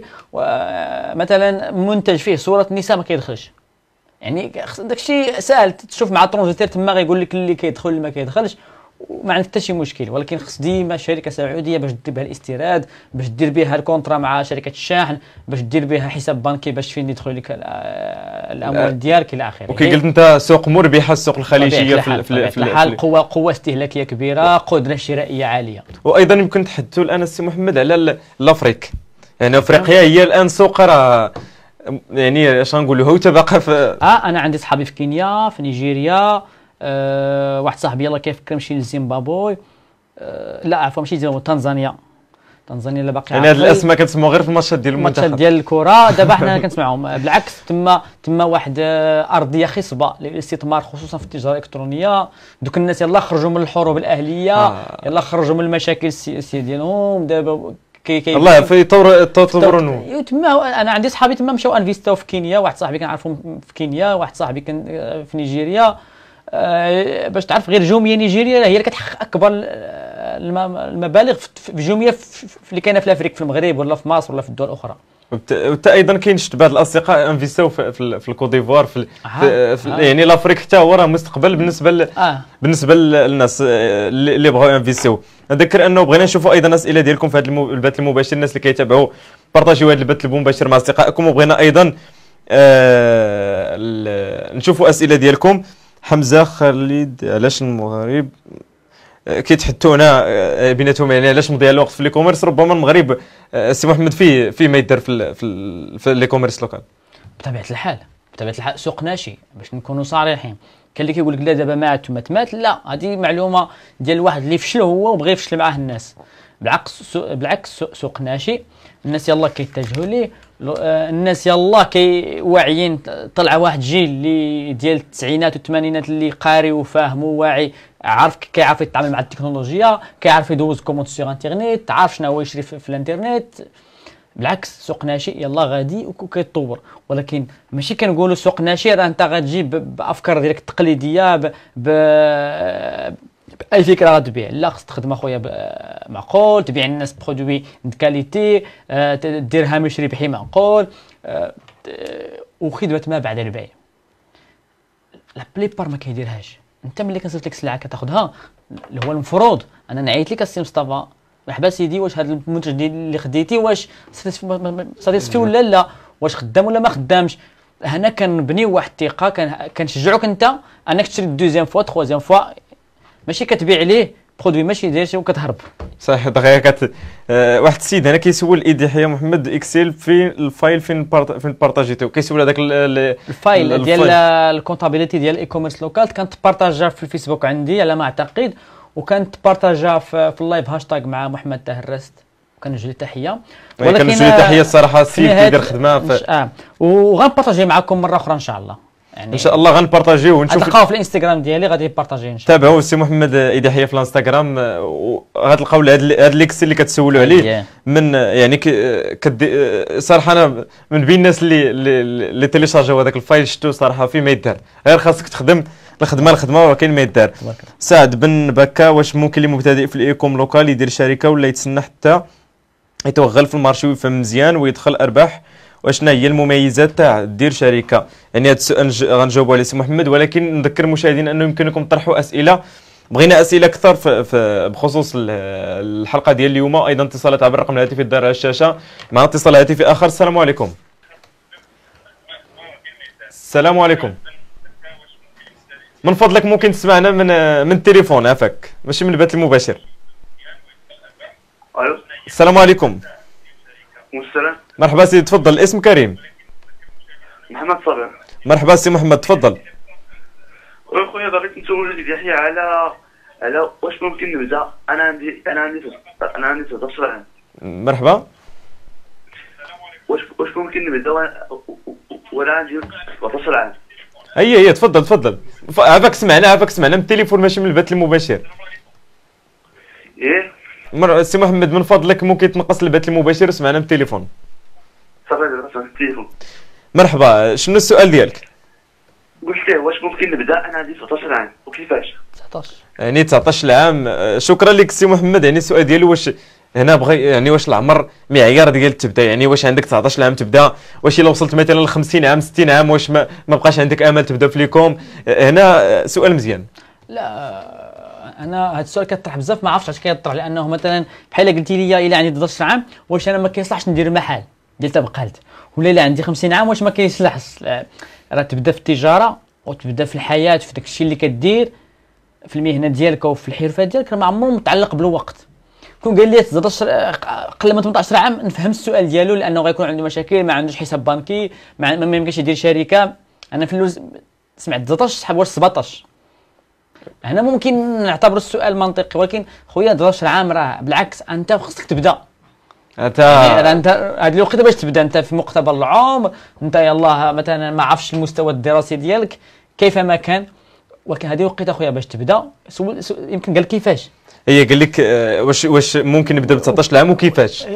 كيفاش يبدا؟ هذا السؤال بحال قلت لك كيفاش غنلعب الكره، ندخل التيران وضربها. هي اللي كاينه، دخل التيران ودخل الدومين والخدمه. قرا قرا الناس اش قالوا تبارك كاين الله. واحد السؤال السي محمد واش كيقول واش التوجه العلمي معيار باش ندخل للدومين ديال الاي كوميرس ولا الويب ككل؟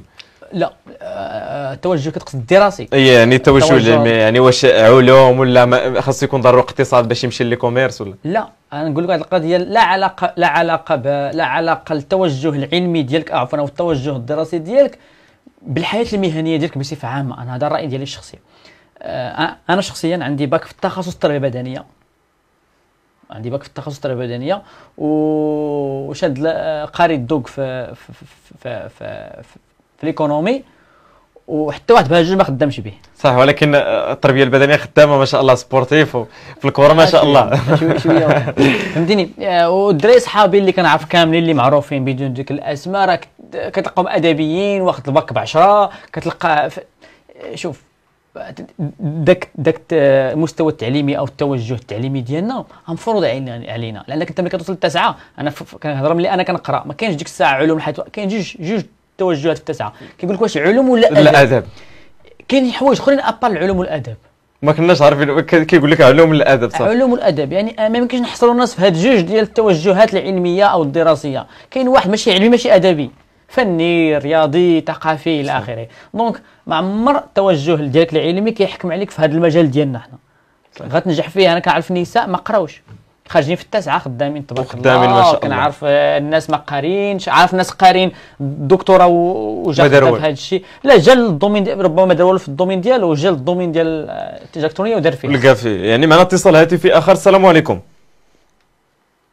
انقطع الخط سي محمد. واحد السؤال من خالد رجوي. سلام خويا، انا كنشتغل في الانترنت منذ مده طويله بمجالات اخرى، ودابا بديت دروب شيبينغ وبديت كنبيع من بين 400 الى 500 دولار، لكن الربح الصافي ما بين 100 الى 200 دولار يوميا. واش هذه النسبه مزيانه ولا لا؟ نتمنى تجاوبني وشكرا.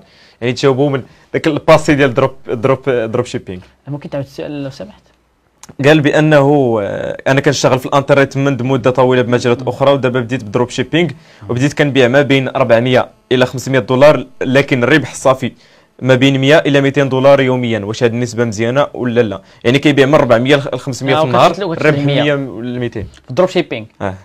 ماشي مزيانه هذه، فوق مزيانه. دابا انا نقول لك المشكل اللي طرا الدراري الله يرضي عليكم هو انه ما عمرك دير مقارنات مع الناس اخرين. الا سمعتي اكس كيضرب ايكغيك رقم من سته الارقام وانت كتضرب اقل منه ما تحبطش، لانه ملي كتقول لي 100 دولار في النهار راه 3000 دولار هذيك في الشهر، راه 3 مليون مغربيه هذيك 30000 درهم مزيان. راه الناس 30000 درهم باش يتخلصها شي موظف راه من سابع المستحيلات. يعني فهمتيني اش نقول لك؟ يعني 30000 درهم 40000 درهم راه ما سهلاش عندنا في المغرب. دونك ماشي هذا مزيان، بالعكس انا نقول لك اخويا راه طوب، الله يكمل عليك. هو انت في البدايه بطبيعه الحال خدم والخير جاي لقدام. يعني الا انت كتسول واش هذا الشيء مزيان، انا نقول لك مزيان ولكن ما كافيش، خاصك تزيد. خاصو يزيد، لانه اللي واقف في بلاصتو كيرجع للور. صحيح، في الحياه كلها يعني باش ما كتوقف. واحد السؤال من الياس، جيب لنا سيمو لايف لما لا ان شاء الله. بغينا حلقه ان شاء الله يكون فيها سي محمد وسيمو لايف لما لا ان شاء الله، ويجاوبوا لانهم صراحه بجوجهم من الناس اللي كيعطوا، من الناس اللي يشاركوا المعلومه مع الناس، لا من خلال الانستغرام، من خلال الستوريات ديالهم، ولا من خلال الفيسبوك. صراحه هادو من الناس اللي كنفتخروا بهم في هذه البلاد السعيده في المغرب، اللي صراحه انا برافو لكم، والله الا برافو لكم. كتشاركوا المعلومات مع الناس من خلال هذا البث المباشر. قليل فاش تلقى في دول اخرين في البث المباشر يشاركوا معك، كيدير معك دوره كتخلصها مدفوعه باش تسمع يعني اقل من هذه المعلومات. والصراحه هذه تحسب لكم السي محمد. لا دابا انا كنهضر على راسي، انا هذا واجب. يعني هذا الشيء ماشي بالجميل باش نكونوا صريحين مع راسنا، هذا واجب تجاه واحد الاخوه ديالك، واحد البلاد ديالك. هذا الشيء الا ما كاينش يعني انك انت ما كتبغيش الخير الناس، ما كتبغي واللي ما كيبغيش الخير الناس راه ما بغاش لراسو. انا كنهضر على راسي، الهدف ديالي بغينا ديك التماره حنا اللي دزنا منها ما بغاوش يدوزوا منها. حنا خدينا وقت باش نتعلموا، هما بغينا يتعلموا باسرع وقت ممكن. صعيب. ربما سمح من نقطعك، ربما الصوت مشى لانه باش تغيرت الصوره الان، ربما رجع الصوت جيد لانه كانت تغيرت الفورم ديال الصوره. تفضل سي محمد. قلت لك غير هو احنا ضربنا تماره، حنا انا تقريبا نقول لك 5 سنين ولا 6 سنين كنضرب في تماره باش نشوف غير الدولار. حتى بان ما بغيناش الدراري يضيعوا 4 سنين و5 سنين من حياتهم غير كيقلبوا. بالعكس حنا كنجيو كنقول لهم ودي فوالا راه كاين ما يدار، كان الخدمه توكلوا على الله.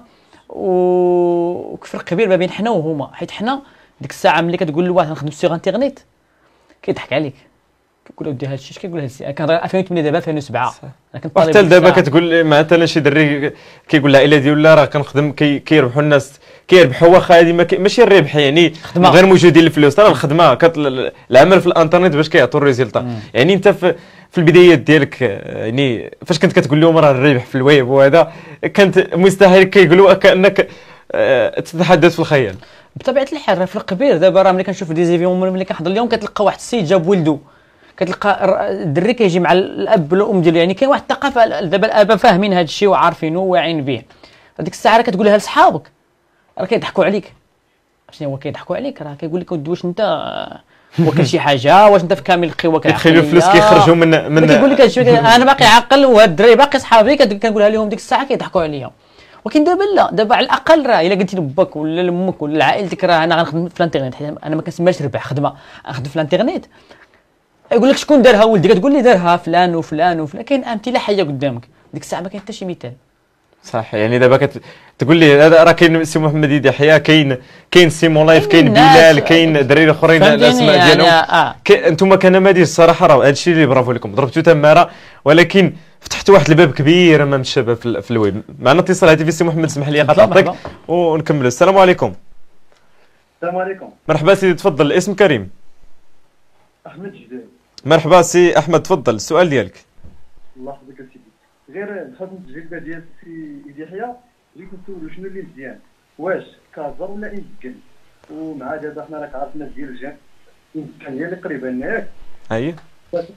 يعني باش تجيب لي برودوي سي احمد، قصدت يعني باش تجيب لي برودوي. اييه تماما. يعني شنو احسن، واش كازا ولا انسكان؟ واش القريعه ولا انسكان؟ تماما. وبالنسبه لمدينه انسكان شنو البلايص بالضبط زعما فاش كاين صحاب الجمله؟ المهم راه في البلايص فاش كاينين لي برودوي جداد.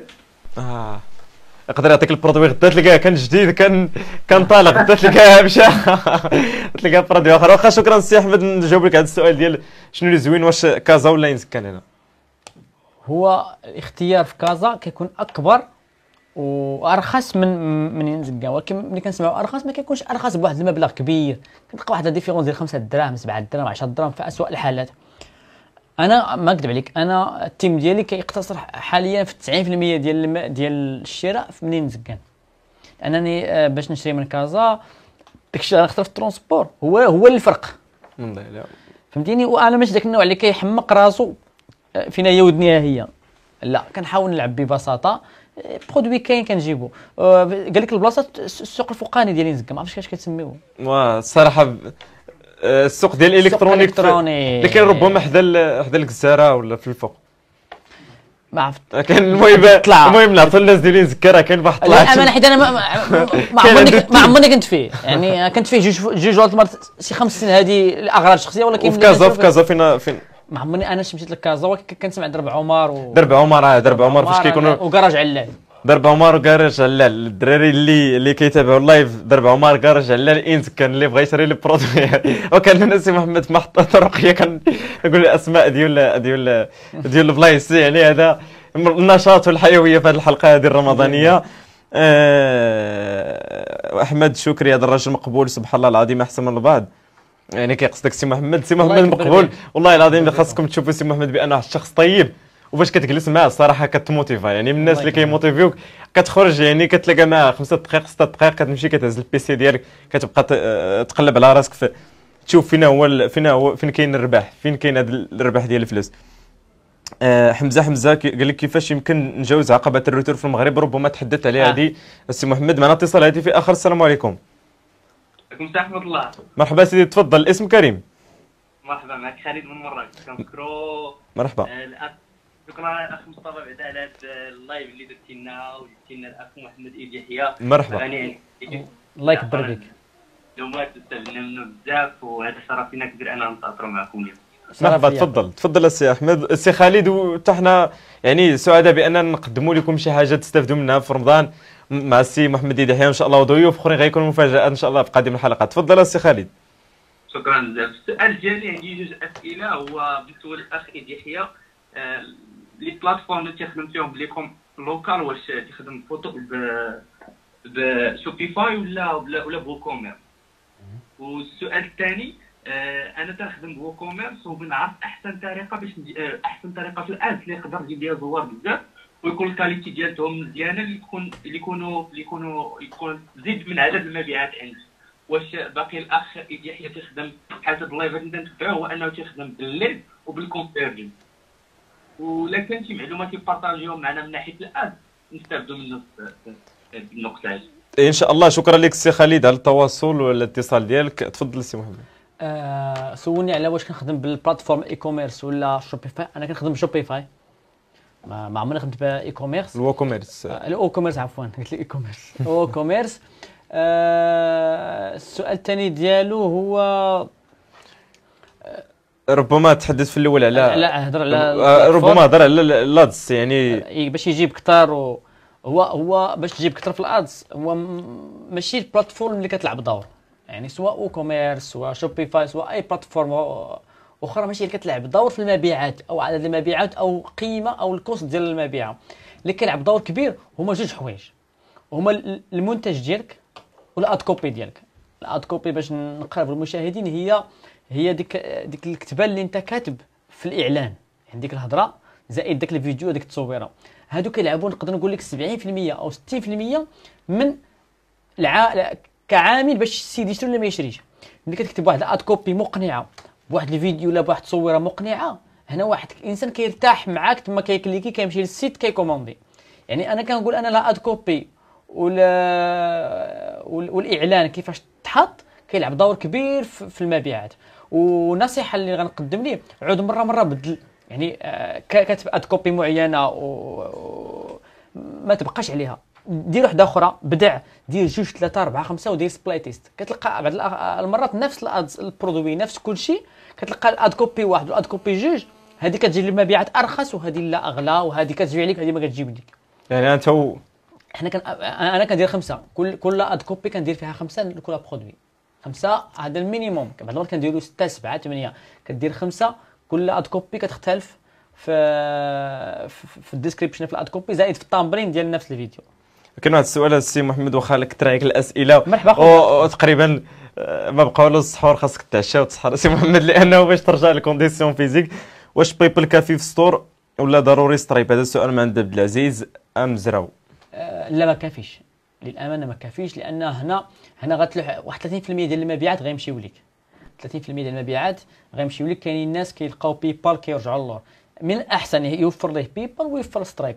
بيبال الناس اللي عندهم بيبال رغم انه ممكن يخلص ببيبال عبر البطاقه، ولكن بعض الناس كيلقاوها تعقيدات كيرجعوا للور. يعني انا كنصحو يدير بيبال ويدير سترايب بجوج، ما خسر والو. هنا كيربح 100% ديال المبيعات ديالو كيشدهم.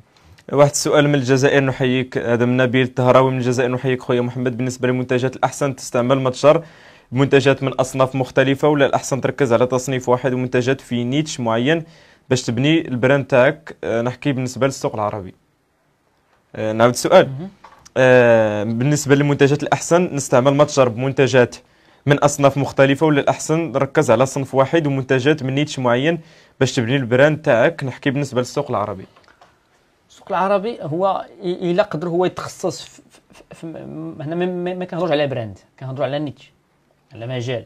الا قدر هو يدير سيت متخصص في نيش معين كيكون احسن. مثلا الا كيبيع لي الاكسسوار ديال التليفون وكيبقى فيه كيجي فيه جديد، الناس كيعرفوه بانه كيبيع هذا النوع ديال المنتجات، كيكون احسن ليه. هنا كيربح داك الناس اللي كيجيو كيشريو عنده مره ثانيه وثالثه ورابعه وما كيخص عليهم الادز.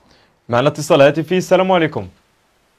وعليكم السلام ورحمه الله. مرحبا سي، تفضل. الاسم كريم. معك امين الشرافي. مرحبا سي امين، تفضل. بارك الله فيك. تحيه كبيره للسيد يحيى. الله يكبر بك خويا. واش مبروكه علينا وعليك. الله يجازيك بخير السيد يحيى. كنت شفت واحد الفيديو ديالك كتكلم على التريدينغ وانك هكا قلتي ما انا مع التريدينغ كنت درت واحد الوقت وحبست ما بقيتش، وبالتالي انا بعيد كل البعد عن التريدينغ. انا دابا حاليا مقبل على هذا التريدينغ هذا. واش بحكم انه حلال او حرام داكشي علاش بعثتي عليه؟ واش التريدينغ كنسمعوا ناس كيقولوا على انه فيه النصب الى اخره، وكي يعني كيصوروا لك واحد الفكره على اساس انه انت راه غادي تربح وبالتالي ما كاين لا ربح لا والو. واش التريدينغ في داكشي الرافعه الماليه حيت داكشي علاش هو حرام؟ حنا ما فاهمينش مزيان، ولكن كيبان لنا انه فيه واحد لافونتاج، هو انك ما فيهش داك توسكي لوجيستيك، يعني كدير واحد لوردر كتفتح واحد البوزيسيون والسلام، ما فيش الهضره بزاف، ما فيش خصك تشوف شكون غيليفري ليك، شكون اللي غيوصل لك الروتور، خصك ايكيب اللي يخدم معاك. يعني كنشوفوا التريدينغ في هذا لافونتاج.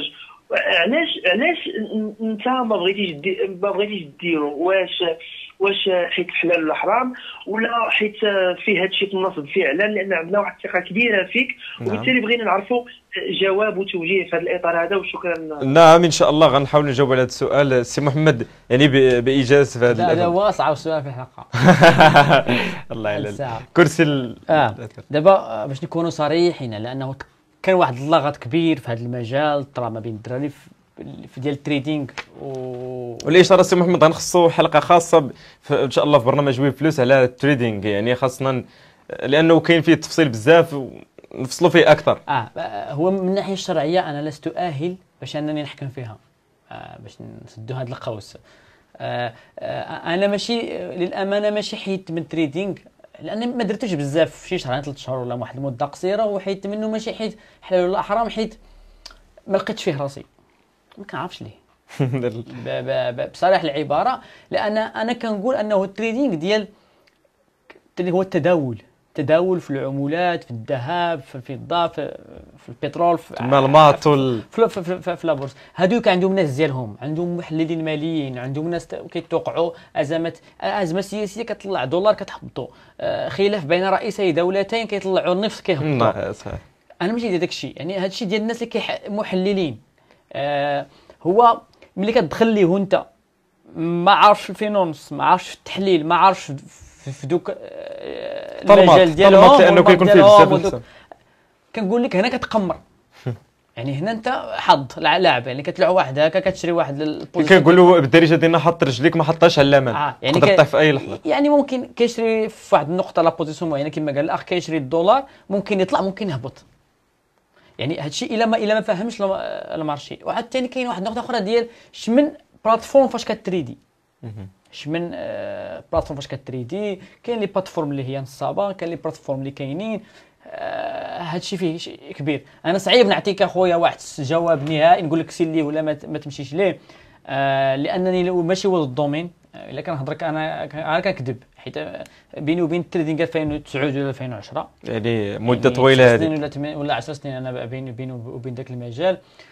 عارف الناس كيضربوا فيه، عارف الناس خدامين فيه، ولكن انا اللي عارف اللي كيضربوا فيه واللي خدامين فيه هما محللين ماليين، ناس كيفهموا كما قلتي في التحليل المالي، كيقراوا الازمات، كيتبعوا الاخبار السياسيه والى اخره. عنده الناس ديالو ماشي انا كنقول ماشي اي واحد غيدخل ليه. كاين مصطفى الايكيكي، انا يلا غادي نبدا في الكاش اون ديليفري، شركه معروفه عالميا تشتغل في مجال التجميل والصحه البدنيه والعنايه بالجسم بصفه عامه، ومكونات هذه المنتوج طبيعيه بنسبه 90%، لكن الأثمنة مرتفعة تبدأ من 170 درهم إلى 6000 درهم. فهل هناك احتمال للنجاح في هذا المشروع، مع العلم أنني أستعد للاستثمار وبذل كل مجهود لإنجاحه؟ الإشارة أن أتكلم عن براند. هنا قال لك غيخدم الكاش اون ديليفري شي شركة عالمية في هذا الشيء ديال التجميل والعناية والصحة، عندها 90% منتجات طبيعية، ولكن قال لك المشكل هو في الثمن بين 170 درهم ل 6000 درهم. واش غيكون يعني هناك احتمال نجاح في هذا المشروع؟ هو ديما احتمال النجاح كاين في الحياه. هو هذا البراند واش براند معروف ولا ما معروفاش؟ لانه قال لك هو براند معروفه، يعني الا براند معروفه راه ما غاديش يكون عنده مشكل. انا نقول لك علاش. ملي كتجيب براند سامسونج انا ما كاينش تقول لي راه ما نقدرش نبيعها، لان هذه معروف بايعه راسها. هنا السؤال كيطرح واش هذا البراند معروفه عند المستهلكين ولا ما معروفاش؟ يعني هو ما فصح على ما فصحش فهمتيني. يعني واش هاد البراند بالضبط كيعرفوها المستهلكين العاديين بحالي وبحالك؟ هذا هو. الا كيعرفوها حنا نعطيو الجواب. الا كيعرفوها الناس معروفه وهو غتكون عنده الحصريه انه يبيع هذا المنتج، راه غادي يمشي فيه رغم كما كان الثمن، حيت الثمن ديما متعلق بالبراند. راه ما يمكنش تشري برودوي من شركات معينه معروفه عالميا بثمن باخس. صحيح ما يمكنش. ما يمكنش. 170 درهم حتى 6000 درهم، يعني كنقولوا كاين برودوي ديال 400 درهم، ديال 500 درهم، ديال 1000 درهم، ديال 6000 درهم، يعني ما كاين مشكل. غير واش هو البراند معروفه ولا ما معروفاش. هنا الاشكال هو البراند واش معروفه ولا لا. الا ما معروفاش غادي يتعذب في الماركتينغ، خاصو يخدم بعدا في المغرب ديال الماركتينغ، هذا يقلب يبيع البرودوي ديالو. غير يعرف بالبراند هو الاول، خصو يخدم مع لي زانفلونسور مع المؤثرين يهضروا عليها، غيلقى مشكل كبير. يعني كاين بزاف ديال القليل والقل. مع اتصال هاتفي اخر. السلام عليكم. السلام عليكم. وعليكم السلام. الاسم كريم. خويا محسن الابيض من مدينه البيضاء. مرحبا. كنبغي نوجه لكم التحيه بخصوص هذا البرنامج القيم، وبالنسبه لواحد التحيه للاخ ايدي يحيى. الله يكبر بك. والسؤال ديالي هو بغيت نقول الاستاذ ايدي يحيى هو انه واش ما هاد لي ماركتر المغاربه واش ما كيبالغوش بزاف هذوك لي سكرين شوت اللي كيديروا، خصوصا وانهم واحد الشباب اللي بادين في الويب كيبغيو انهم يعني يلاه طموحين، كيبانوا لهم دوك الارقام كبيره، كيطمحوا في الاول لانهم يحققوا دوك الارقام، ولكن ملي يلاه كيبداو كيتصدموا بداك الواقع المر على انهم صعيب يحققوا دوك الارقام مع الاول. وكنظن فهمتيني وهي غادي يكون فاهمني، كنظن يعني على الاقل انهم يسكيتوا شويه ويزينوا هذوك السكرين شوت، يحاولوا يحيدوهم شويه ويعني يمشيو معاهم شويه بشويه. الشباب دابا ملي كيشوفوا هذوك السكرين شوت وكيشوفوا هاد الارقام اللي هي خياليه، نعم يعني كيعجبهم الحال، يعني كيتموتيفا، ولكن هذيك الموتيفاسيون اللي كتكون سلبيه كياخذ واحد الفكره انه غادي يدخل الدومين حتى هو غادي يحقق دوك الارقام، ولكن ملي كيدخل يعني كيتصدم بالواقع. يعني في نظرك السي محسن داك الارقام اللي كيشوفوا الدراري من الاول سكرين شوت الارقام كبيره كيقولوا راه جات بينا ليله وضحاها، والسي محمد راه نسولوه شحال يعني ضرب ديال الوقيته غير كيقلب على دولار واحد في هذيك الوقيته. وعندي سؤال اخر هو انني يعني تقريبا يعني 8 اشهر، السؤال موجه للاستاذ يحيى هو انه واش يعني مده ديال 8 اشهر او قريبا سنه، يعني وانا كنقلب غير على ذاتي، كنقلب على واحد الموديل بيزنس اللي غادي نمشي فيه، واش هذا كيتعتبر يعني ماشي مشكل، لانني كنعتبر واحد المده اللي هي تقريبا طويله وانت مازال ما حققتيها ولو دولار واحد. ربما واضح السؤال واضح. شكرا لك السي محسن الابيض من الدار البيضاء. تفضل السي محمد. انا نبدا لي بالسؤال الثاني ديالو. هو 8 شهور باقي تقلب على راسك، شيء عادي جدا، وانا كنقولها صحيه. شحال تقريبا انت سي محمد وانت؟ انا شي 5 سنين ولا 4 سنين. انا في 2007 انا ما كيبان عندي الضوء حتى 2011. يعني الناس اللي كتقول بانه بدا شهر شهرين ثلاثه ومل، سي محمد راه ما شاء الله راه هذا هو المشكل. وكطيح وكتنوض وكطيح وكتنوض وسميتو.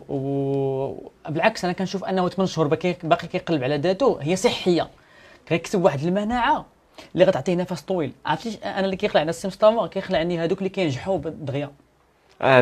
كيقول لك ديك الصوره باش كطلع تحمل بها السقوط. دابا هو المشكل، دابا كتجي شي واحد هو راه كباجاج او كمعلومات ضعيف، ولكن كما كنقولوا ديك الزهراويه ديالو، يعني جات لقى واحد البرودوي خدام لونسات تبارك الله دار فيه فلوس، قال لك انا ما عرفت صافي انا وليت داك البرودوي كيساتوري كيقلب على برودوي اخر وهو ما عندوش تكنيك، كيولي يخسر دوك الفلوس كانوا عنده فهمتيني، ما عندوش تكنيك، كيصعب عليه ينوض مره اخرى. بحال شي واحد غير داير هكا هو واحد يضرب واحد الكره وتماركت، هو ما شافهاش ولا ضربات ملي كيبغي يجي ماركي قدام الديفونس راه كيصعب عليه يماركي، صح خاصو تكنيك فهمتيني. دونك بالعكس انا لا احب انه الدراري يوصلوا للنجاح دغيا، يشدوا لا باز، هو التعلم. بالعكس 8 شهور باقي كتقلب على راسك، هنا كتكسب واحد المناعه ديال انك غتمشي بعيد، ديك انك انت مادام 8 شهور ما استسلمتيش، يعني انك انت عندك احتمال كبير تنجح لقدام، ولكن حيت عندك الصبر، كل ما عندك الصبر كون رجعتي الله. والسؤال الاول اللي طرحوه انا ديما كنسطر عليها، انا ضد السكرين شوت، وما عمرني لحت في الويب شي سكرين شوت ديال شي رقم معين، لانه اولا قبل كل شيء ذاك الرقم كيعنيني انا بيني وبين راسي، وثانيا داك الرقم اللي كيشوفوا حيت داكشي اللي كيسمعوا من عند الدراري ماشي كذوب، راه ملي كتسمع مثلا من عند سيمو لايف ولا من عند بلال ولا من عند خالد يوسف خالديه وعائله، هذوك الارقام راه صحاح، ولكن داك الرقم راه وصل ليه ب 10 سنوات 15 عام ديال الجهد بواحد التراكم ديال جوج حوايج. كاين التراكم ديال المهارات والمعرفه، وكاين التراكم ديال العلاقات. يعني حتى كيطور راسهم. كنشوفوا مثلا مؤخرا انتم كتمشوا لبلدان اخرين في العالم كتمشوا كتقلبوا على العلم. مؤخرا سيمو لايف دابا راه كاين كان في امريكا. يعني راه ماشي جاو وصلوا لهذا الشيء كانوا ناعسين في دارهم ولا راه كيمشي راه كيخسر حتى انت فلوس كتخسر باش كتمشي تعلم. وهذه نقطه مهمه. ملي كنمشيو مثلا السي محمد باعبيت مشى لامريكا ومشى لامريكا وباش يقرا هنا كتشوف انه هو الانسان ناجح وحقق واحد الحريه ماليه باقي كيقرا. راه واحد اخر راه غادي تكون عنده جوج دراري غادي قال لك لا انا وصلت صافي. هذا مشكل. مهم. نكمل في هذه النقطه اللي قال الاخ ديال انه انا ضد لي سكرين شوت ضد دوك الارقام، ولكن حتى الدراري ماشي كيشوف داك الرقم يسحب ليه غيوصلوا غدا. هذا الرقم اخويا غتوصلوا بعد واحد الخدمه واحد التراكم كما قال ديال جوج حوايج ديال المعرفه، واحد الرصيد المعرفي والتقني ديالك انت ديال المهارات ديالك اللي اكتسبتي، زائد الشبكه اللي كتكون. انا مثلا حيت معروف ولا حيت انا الناس كيعرفوني ولا انا عندي واحد الشبكه غنعيط لصاحبي غيقول لي غيجيب لي واحد السلعه غدا نبيعها غادي نتفوق عليك مثلا صح، ولا غيخلي لك انت واحد السلعه مخصصه. هادشي ماشي وصلت ليه اليوم حيت كيعرفني، حيت انا عندي 15 عام في المجال. بني الثقه ديك الثقه. يعني النجاح في الحياه ديما كيقولوا هاني السيمو لايف في لي ستوري ديالو متعلقين بجوج حوايج. داكشي اللي كتبتي كمهارات وتعلمتيه كمهارات ودي سكيلز كتعرف ليهم، وكاين النقطه الثانيه ديال انت ديال الشبكات الاجتماعيه والعلاقات اللي مكون. راه ممكن بالتليفون كتقضي واحد الغرض، ولكن هذا التليفون راه ماشي في 8 غنقضيه، في 8 ما كيعرفني حتى واحد، ولكن حتى وصلتي وقدمتي خدمات الناس وقدموها ليك وعرفوك عاد وصلتي لهم. يعني شوف طريق الوصول ما ساهلش في اي مجال ابدا. يعني كاع الدراري والشباب ويعني الناس كلشي كيتابع البث المباشر. يعني راه اي حاجه في الحياه دائما كتبغي. انا نعطي غير انا نقاطعك، انا نعطي غير مثال. عندك غير محل فين زكان ولا عندك محل في الدرب ديالكم، ملي كتبدا تمشي عند الجميل ما غاديش يعطيك السلعه فابور، ولكن ملي انت معروف في السوق يقولوا فلان راه معروف في المارشي، اللي وقفت عليك كيحط لك السلعه مليون 2 مليون 10 مليون ديال السلعه، حيت علاش معروف وضارب 15 عام والناس عارفينه ثقه وحتى ديك لا كونفيونس. يعني يعطيك 30 مليون ديال عارفك بيترد عليها. اما واحد الله بدا بادي تو حتى سي محمد الشخصيه. يعني اي واحد بغى يوصل مثلا انه يوصل الارقام 4 الارقام 5 في النهار واخا يعني ولا نقول في الشهر، خاصو البيرسوناليتي ديالو الشخصيه يكونها باش يستعد لهذاك دوك الارقام. والمايند سيت العقليه مهمه جدا. هنا سي محمد يعني ما بقاش بزاف ديال الوقت وما شاء الله بزاف ديال التعليقات وان شاء الله غنديروا حلقات وحلقات السي محمد باذن الله. وان شاء الله غنديروا شي حلقه خاصه مفاجاه لكم ان شاء الله. يعني تسناو تابعوا ريمال تي في في برنامج الويب فلوس غتشوفوا واحد الحلقه ان شاء الله خاصه ومميزه ان شاء الله. يعني واحد الرساله الكاميرا امامك توجهها للدراري بخصوص العقليه بالنسبه للشباب المغربي. اخوان راه ما بقاتش في المعلومات، ما بقاتش في لاش كتعرف. نكونوا صريحين مع راسنا، ديما كنقولها راه كلشي كيعرف يطلق حمله اعلانيه، كلشي كيعرف يمشي لزكان يمشي لضرب عمر يجيب سلعه، كلشي كيعرف يمشي عند الشركه ديال الشيبينغ وي اونبالي ليه ويعطيه. كلشي هادشي راه اي واحد كيعرف ليه، ولكن الحاجه باش كتفوق انت على الاخرين هي ديك العقليه اللي عندك. واش انت قادر تنوض ملي كطيح؟ هذا سؤال كبير اخويا مصطفى. واش انت قادر انك تجمع القوه ديالك وتصبر وتواجه الضغوط في ديك لو مومون فاش فشلتي؟ هنا فين كاين القوه ديالك. الفشل وارد جدا، كنفشلوا 7 المرات في النهار فما ادراك في العمر ولا في الشهر، ولكن الفرق ما بين اللي وصل واللي ما وصلش هو ديك العقليه اللي خلاته ما يستسلمش في واحد النقطه معينه او في واحد الوقت معين من الحياه ديالو او المسار المهني ديالو. ونتمنوا الدراري هو انهم ما يفكروش بزاف في التكنيك موجود في الانترنت، التكنيك موجود. تدخل اليوتيوب غتعرف كلشي، غتقرا كلشي، تدخل جوجل كلشي التكنيك موجود دابا الحمد لله. ماشي بحال كما كنا حنا كتقلب على معلومه ما كتلقاهاش. دابا التكنيك موجوده، ولكن الحاجه اللي ما موجوداش كاينه عندك انت بوحدك هو العقليه ديالك وكيفاش كتشوف الاشياء وكيفاش كتعامل مع الضغوطات والتحديات اليوميه. كل نهار وانت كتفيق الصباح كيفاش كتعامل مع المشاكل اللي كتواجه مع التيم ديالك، مع الناس، مع عائلتك، مع محيطك، مع المجتمع ديالك. يعني هذه رساله من السي محمد يحيى، ومعنا اتصال هاتفي. المخرج كيقول لي سير سير سير على طول، نزيدوا ان شاء الله مازال الاسئله الى يعني السي محمد مرحبا بغى يصبر معنا. مرحبا. يعني نجلسوا حتى الفجر نجاوب الاسئله ديال المشاهدين. معنا اتصال هاتفي. السلام عليكم. السلام عليكم. مرحبا سيدي، تفضل. الاسم كريم. معك حمزه من الدار البيضاء. مرحبا سي حمزه، تفضل. اول حاجه بغيت نشكر استاذ ايدي يحيى اللي ما كيبخلش على المعلومات ديالو. الحمد لله تلاقينا معاه في الاربعه في ديال الصامت ملي حضرنا الوركشوب ديالو. انا شخصيا الحياه ديالي تبدلات من مورا المعلومات اللي كان عطاه هو والاستراتيجيه اللي كان بارطاجا معنا. السؤال ديالي، انا بديت تقريبا اي كوميرس لوكال دابا شي عامين، مي دابا تقريبا واحد عام بديت خدام في الهاي تيكت برودكت. نعم. في المغرب يعني لي برودوي الثمن ديالهم ما بين واحد 800 حتى ل 1500 درهم. تقريبا عندي واحد ما بين 20 حتى 30 كونفيرمي ليفري هنايا في المغرب. برودوي عندي مزيان حيت خدام براند. السؤال ديالي اللي بغيت نسول هو واش كيفاش نقدر بغيت نفتح على السوق العربيه، واش نقدر نطبق نفس السيستم اللي في المغرب على الدول العربيه تخدم ليا البيمون على ليفريزون، يعني نقدر نتخلص في الليفريزون. حيت دابا كيجوني دي كوموند من على برا ولكن تنقرا ان الكليان يخلصني الافونس عاد كنصيفط السلعه. يعني هذا السؤال الاول على قبل لا ليفريزون، وشنو هي الاستراتيجيه ديال الخدمه.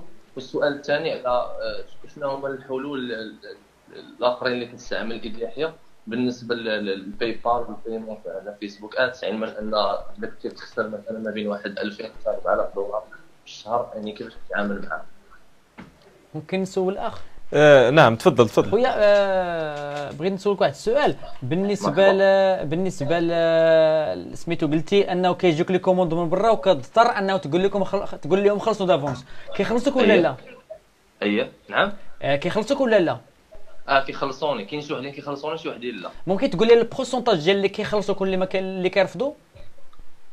تقريبا واحد 50% كيقبلوا. يعني الناس اللي هما ديجا اقتنعوا بالبرودوي مزيان وشافوا لي تيموانياج وداك الشيء، اكثريه ديالهم كيخلصوا. الناس اللي يلاه عرفوا ما عندهمش ما كيبغوش يخلصوا، اكثر العرب اللي على برا ما كيبغوش يخلصوا. لا المارشي ديالك هو عربي 100% ياك؟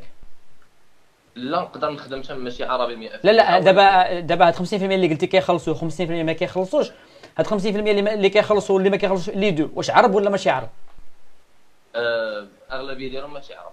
ماشي عرب. انت اوكي. اغلبيه ديالهم ماشي عرب. شكرا لك سي محسن. لا الاسم يعني مشى ما دخلتوني الاسماء ما بقيناش عاقلين للصم بالضبط. تفضل سي محمد. الاخ عنده مشكل كما قال ديال انه كيجيوه طلبات على برا واللي ما كيقدرش سميتو ما كيقدرش يتعامل معاهم حيت هاد الناس خصو يخلصوه دافونس.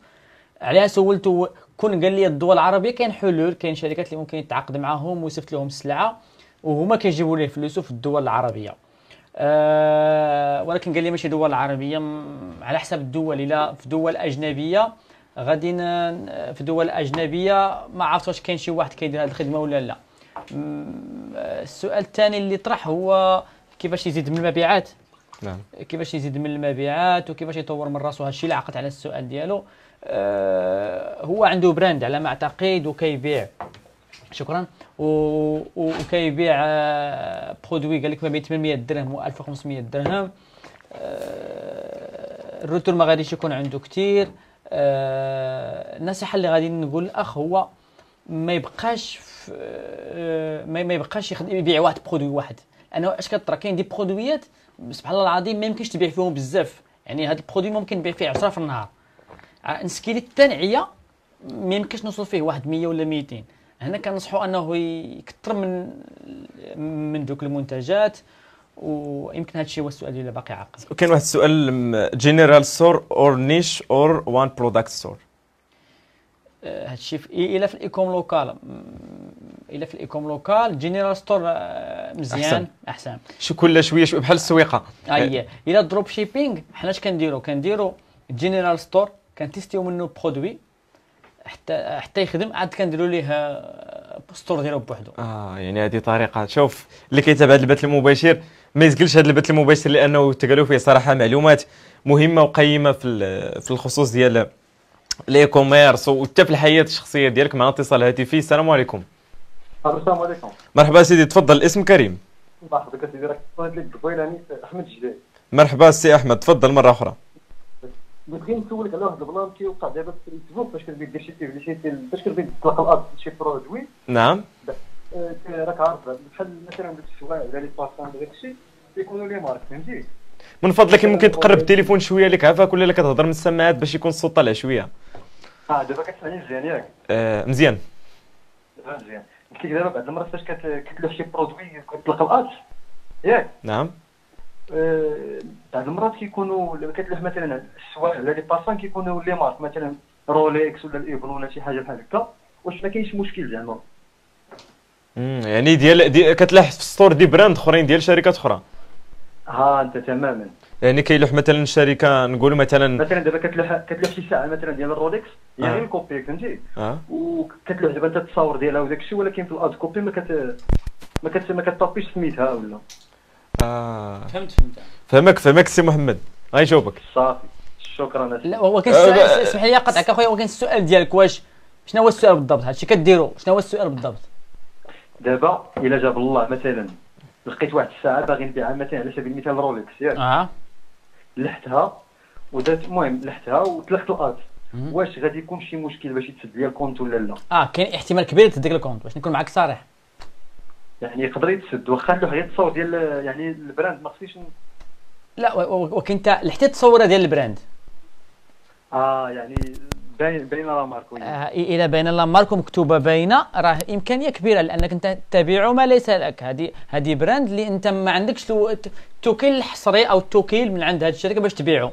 يعني يجي اي واحد نجي انا نبغي نشوف لك الارض ديالك، غنسيني لك الفيسبوك غادي يدير ريفيو، غيلقى انك كتبيع الساعه العلامه التجاريه ديال الساعه اللي قلتي وغيسد لك، من حقه يسد لك.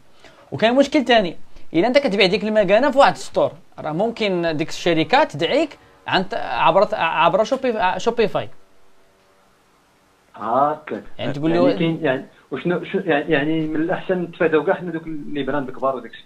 هو انا كنهضر معاك من جانب قانوني، ولكم حريه الاختيار. تقدر تخدم. انا حيت كنقول لك اش غيوقع. فيسبوك ممكن يسد لك فيسبوك ديالك يعني تسناها شي نهار، يعني كيستيون دو طون اخويا، مساله وقت تسد لك. صافي شكرا بسم محمد. شكرا لك. رشيد طيفور كيقول خويا ايدي حيا شنو هو الحلول باش نقصوا كوست بير بارشيز؟ كيجي الكوست ب$5، كيجي ايكوم لوكال، ربما كيقصد الايكوم لوكال. باش ينقصوا هو خصو يدير كما قلنا قبيله اكثر من اد كوبي، حيت حنا ملي كتكون عندك الكوست طالعه لاسباب عديده خصنا نعرفوا السبب. ما يمكنش نعرفوا السبب من النهار الاولاني. اش كنديروا؟ كنتيستيو واحد، كنجي كندير بليزيور اد كوبي، كنبدل في اد كوبي في الطامبلين ديال الفيديو، كنبدل فيهم. الا شتها نقصت راني عارف ان المشكل كان في الاد كوبي، ها هو صلحناه. الا بقات نفس الشيء كنمشي كنبدل في الديسكريبشن ديال البروداكت، كنبدل في الكواليتي ديال التصور ديالهم. الا تبدلوا كنعرفوا انه كان عندي مشكل في الديسكريبشن. ما تبدلوش كنعرف نهايه المطاف ان البرودوي براسو ما باغيينش الناس، يعني قليل اللي باغينه، يعني غير كتخسر فيه صافي. معنا اتصال هاتفي اخر. السلام عليكم. وعليكم السلام. مرحبا سيدي، تفضل. الاسم كريم. حمزه من مراكش. مرحبا سي حمزه. مره اخرى حمزه اللي تواصلت معنا من قبل. لا واحد اخر ماشي. مرحبا سي حمزه، كان جوج ديال الحمزاوات من مراكش. مرحبا بناس مراكش. تفضل. بارك الله فيك. الله يكبر فيك. السؤال ديالي بخصوص فيسبوك ادز بالنسبه للكامبينز اللي كيطلق السي يحيى، واش الكامبينز ملي كتطلقهم تارجت او لا مثلا كتطلق من جهه صافي وكتخليها بروج، يعني ما كتحددش الانترست؟ هنا خويا سا ديبول البرودوي، كما قلنا قبيله في واحد السؤال ما عرفت سمعتيه ولا لا. سا ديبول البرودوي، واش هذا البرودوي كيصلح لجميع الناس ولا لا، فهمتيني؟ يعني الا كان صباط باغ اكزومبل او سروال او هنا برودوي يصلح لجميع لي نيتش ديال جميع انواع ديال الناس مصلح لهم. وكاين البرودوي ديالك مثلا ديال الناس اللي كيلعبوا كره، الناس اللي كيديروا القفز على القفز من الطيارات ولا المظلات ولا جيت سكي، هنا كيقول لك خصك تحط لي زانتيري، فهمتيني؟ يعني خصك انت غتجاوب على هذا السؤال انطلاقا، حيت انت اللي عارف البرودوي ديالك. واش هذا البرودوي ديالك مثلا ممكن يشريه اي واحد ولا لا؟ حيتاش دابا انا اللي بغيت نعرف هو مثلا يعني واش المعلومات اللي كيكونوا الناس الانترست اللي كيتارجيتي فيسبوك ملي كتحددهم ليه، يعني تيكونوا اكيوريت، يعني تيكونوا مضبوطين مزيان، ماشي لانه عرفتي المغاربه عندنا ما تيكونوش محددين مزيان شنو لا لا ما مضبوطينش مزيان اخويا، باش تكون معك صريح، حيت كامل دوك الداتا اللي جمعها فيسبوك علينا هي جمعها علينا سا ديبون مجموعه من البيهايفرز، مجموعه من السلوكات اللي هي حنا كنديروها وحنا مكونكتين في التليفون ديالنا ولا مكونكتين في الحاسوب ديالنا. مثلا انت دخلتي للفيسبوك، خرجتي منه، مشيتي درتي واحد الريسيرش في جوجل، استقبلتي واحد المكالمه، قلتي شي كيورد معينه، جالس مع صاحبك كتهضروا على ماركه معينه، الميكرو خدام، هنا مثلا كتجلس انت وصاحبك كتهضروا، قال لك صاحبك شفت واحد الطوموبيل اكس من البراند اكس ياك بلا ما نسميو، كتدخل الفيسبوك غتلقى ديك البراند طالع عليك في الادز، فهمتيني؟ هنا واش انت فريمون باغي تشري ديك الطوموبيله ولا لا الله اعلم، ولكن انت بما انك هضرتي عليها، الميكرو خدام في التليفون ديالك، الفيسبوك اعتبرك انك مهتم بها، انت راه غير شفتيها في الهضره، ديك الداتا ديال اللي كتجمعنا في فيسبوك راه مغلوطه 50 60%، يعني انه واش مضبوطه ديك الداتا 100%؟ ما مضبوطاش، فهمتيني؟ يقدروا تبع الكلمات كنقولوهم بالعربيه وبالفرنسي وكذا، يدخلها يقدر يشدها مثلا فيسبوك وهي راه كطلع. انا نعطيك مثال، شفت واحد الطوموبيل لا قدر درت اكسيدون، قلت لك شتي ديك الطوموبيل مثلا لا مارك معينه، درت انا غير هضرت عليها، ولكن الفيسبوك اعتبرها انها انا مهتم بها وطلع عليها في الادز. يعني دوك لي زانتيغ اخويا راه ماشي محددين، ماشي مضبوطين 100%، ولكن اقرب الى الصواب، فهمتيني؟ واحد ربما الاستفسار ديالك واضح السي حمزه. شكرا بزاف السي يحيى، وشكرا العفو، بارك الله فيك، شكرا. واحد الكومونتير جا من عند بلال الضيفي قال لك خويا هذا الشيء حلال. قبل دار واحد اللي قال لك اخويا بغينا نتعلموا. السي بلال، يعني بغيناك تكون معنا ان شاء الله في هنا في البرنامج ديال الويب فلوس، ونشوفوا هذا الشيء حلال ان شاء الله، راه حلالا طيبا ياك السي محمد. كيتمازح هذا الشيء زوين يعني بيناتكم، يعني صراحه مرحبا بك السي بلال الضيفي. تحيه للسي بلال والاسره ديالو الكريمه. تحيه ليه والاسره الكريمه ديالو وكاع اللي كيتابع هذا البث المباشر. ما بقاش لنا بزاف ديال الوقت، كاين شي اتصال، ربما كاين شي اتصال هاتفي اخر، وغيكون اخر اتصال هاتفي. السلام عليكم. وعليكم السلام. مرحبا سيدي، تفضل. الاسم كريم. محمد. مرحبا، تفضل السي محمد. السلام عليكم. من فضلك ممكن تنقص قليلا البث المباشر وتسمعنا من التليفون كان. مرحبا. انا عيد. مرحبا، تفضل. السلام عليكم. تفضل سيدي، تفضل سي محمد. معكم محمد طلحه. مرحبا سيدي يحيى، صباح الخير. مرحبا اخويا، لاباس عليك؟ الله نهار مبروك هذا. مصطفى، تحياتي سي محمد، رمضانكم الله ينورك، بارك الله فيك، رمضان كريم.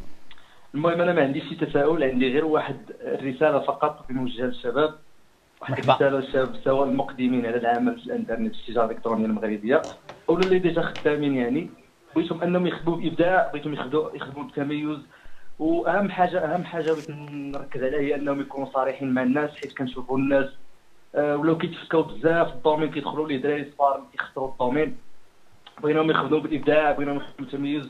اتصلت حيت سمعت واحد الاخ كيقول على الرولكس، كيبيعوا على الرولكس، بزاف ديال الشباب صراحه كيبيعوا هاد لي مارك اللي هما يعني كاليتي عيانه على اساس انها الاوريجين، وهذا الشيء لا ينبغي، سواء لا مع الله لا مع العبد، لا ينبغي الانسان كتاكل له فلوسه وكذا.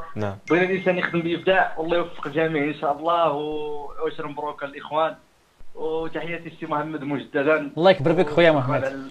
الله ينورك. ما بقاش لنا بزاف ديال الوقت، بغيت السي محمد باختصار لانه قربنا ننهيو الحلقه، يعني نصيحه للناس اللي بغاو يمشيو من الدروب شيبينغ لي كوميرس، سواء لي كوميرس لوكال ولا الانترناشونال ولا على قد جهدوا. ديما كنقولوها الناس اللي بغاو يمشيو ينتقلوا من الدروب شيبينغ الاي كوميرس لوكال ولا الكاش ديليفري، سواء في المغرب سواء في الخليج ولا في اي دوله بغى يخدم فيها في العالم، وانه ديك العقليه ديال انه لوح البرودوي تيستي خدام ولا ما خدام انطلاقا من الفيسبوك ادز، هنا غلط.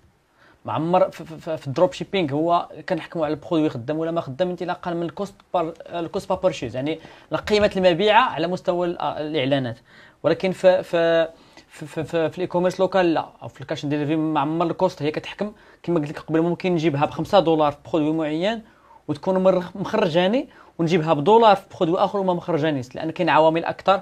كاين كونفيرماسيون، ممكن نجيب 100 مبيعه وملي كنعيط لهم نكونفيرماهم باغ تليفون قليل اللي كيجاوب او قليل اللي كيقول لي بغيتها باقي.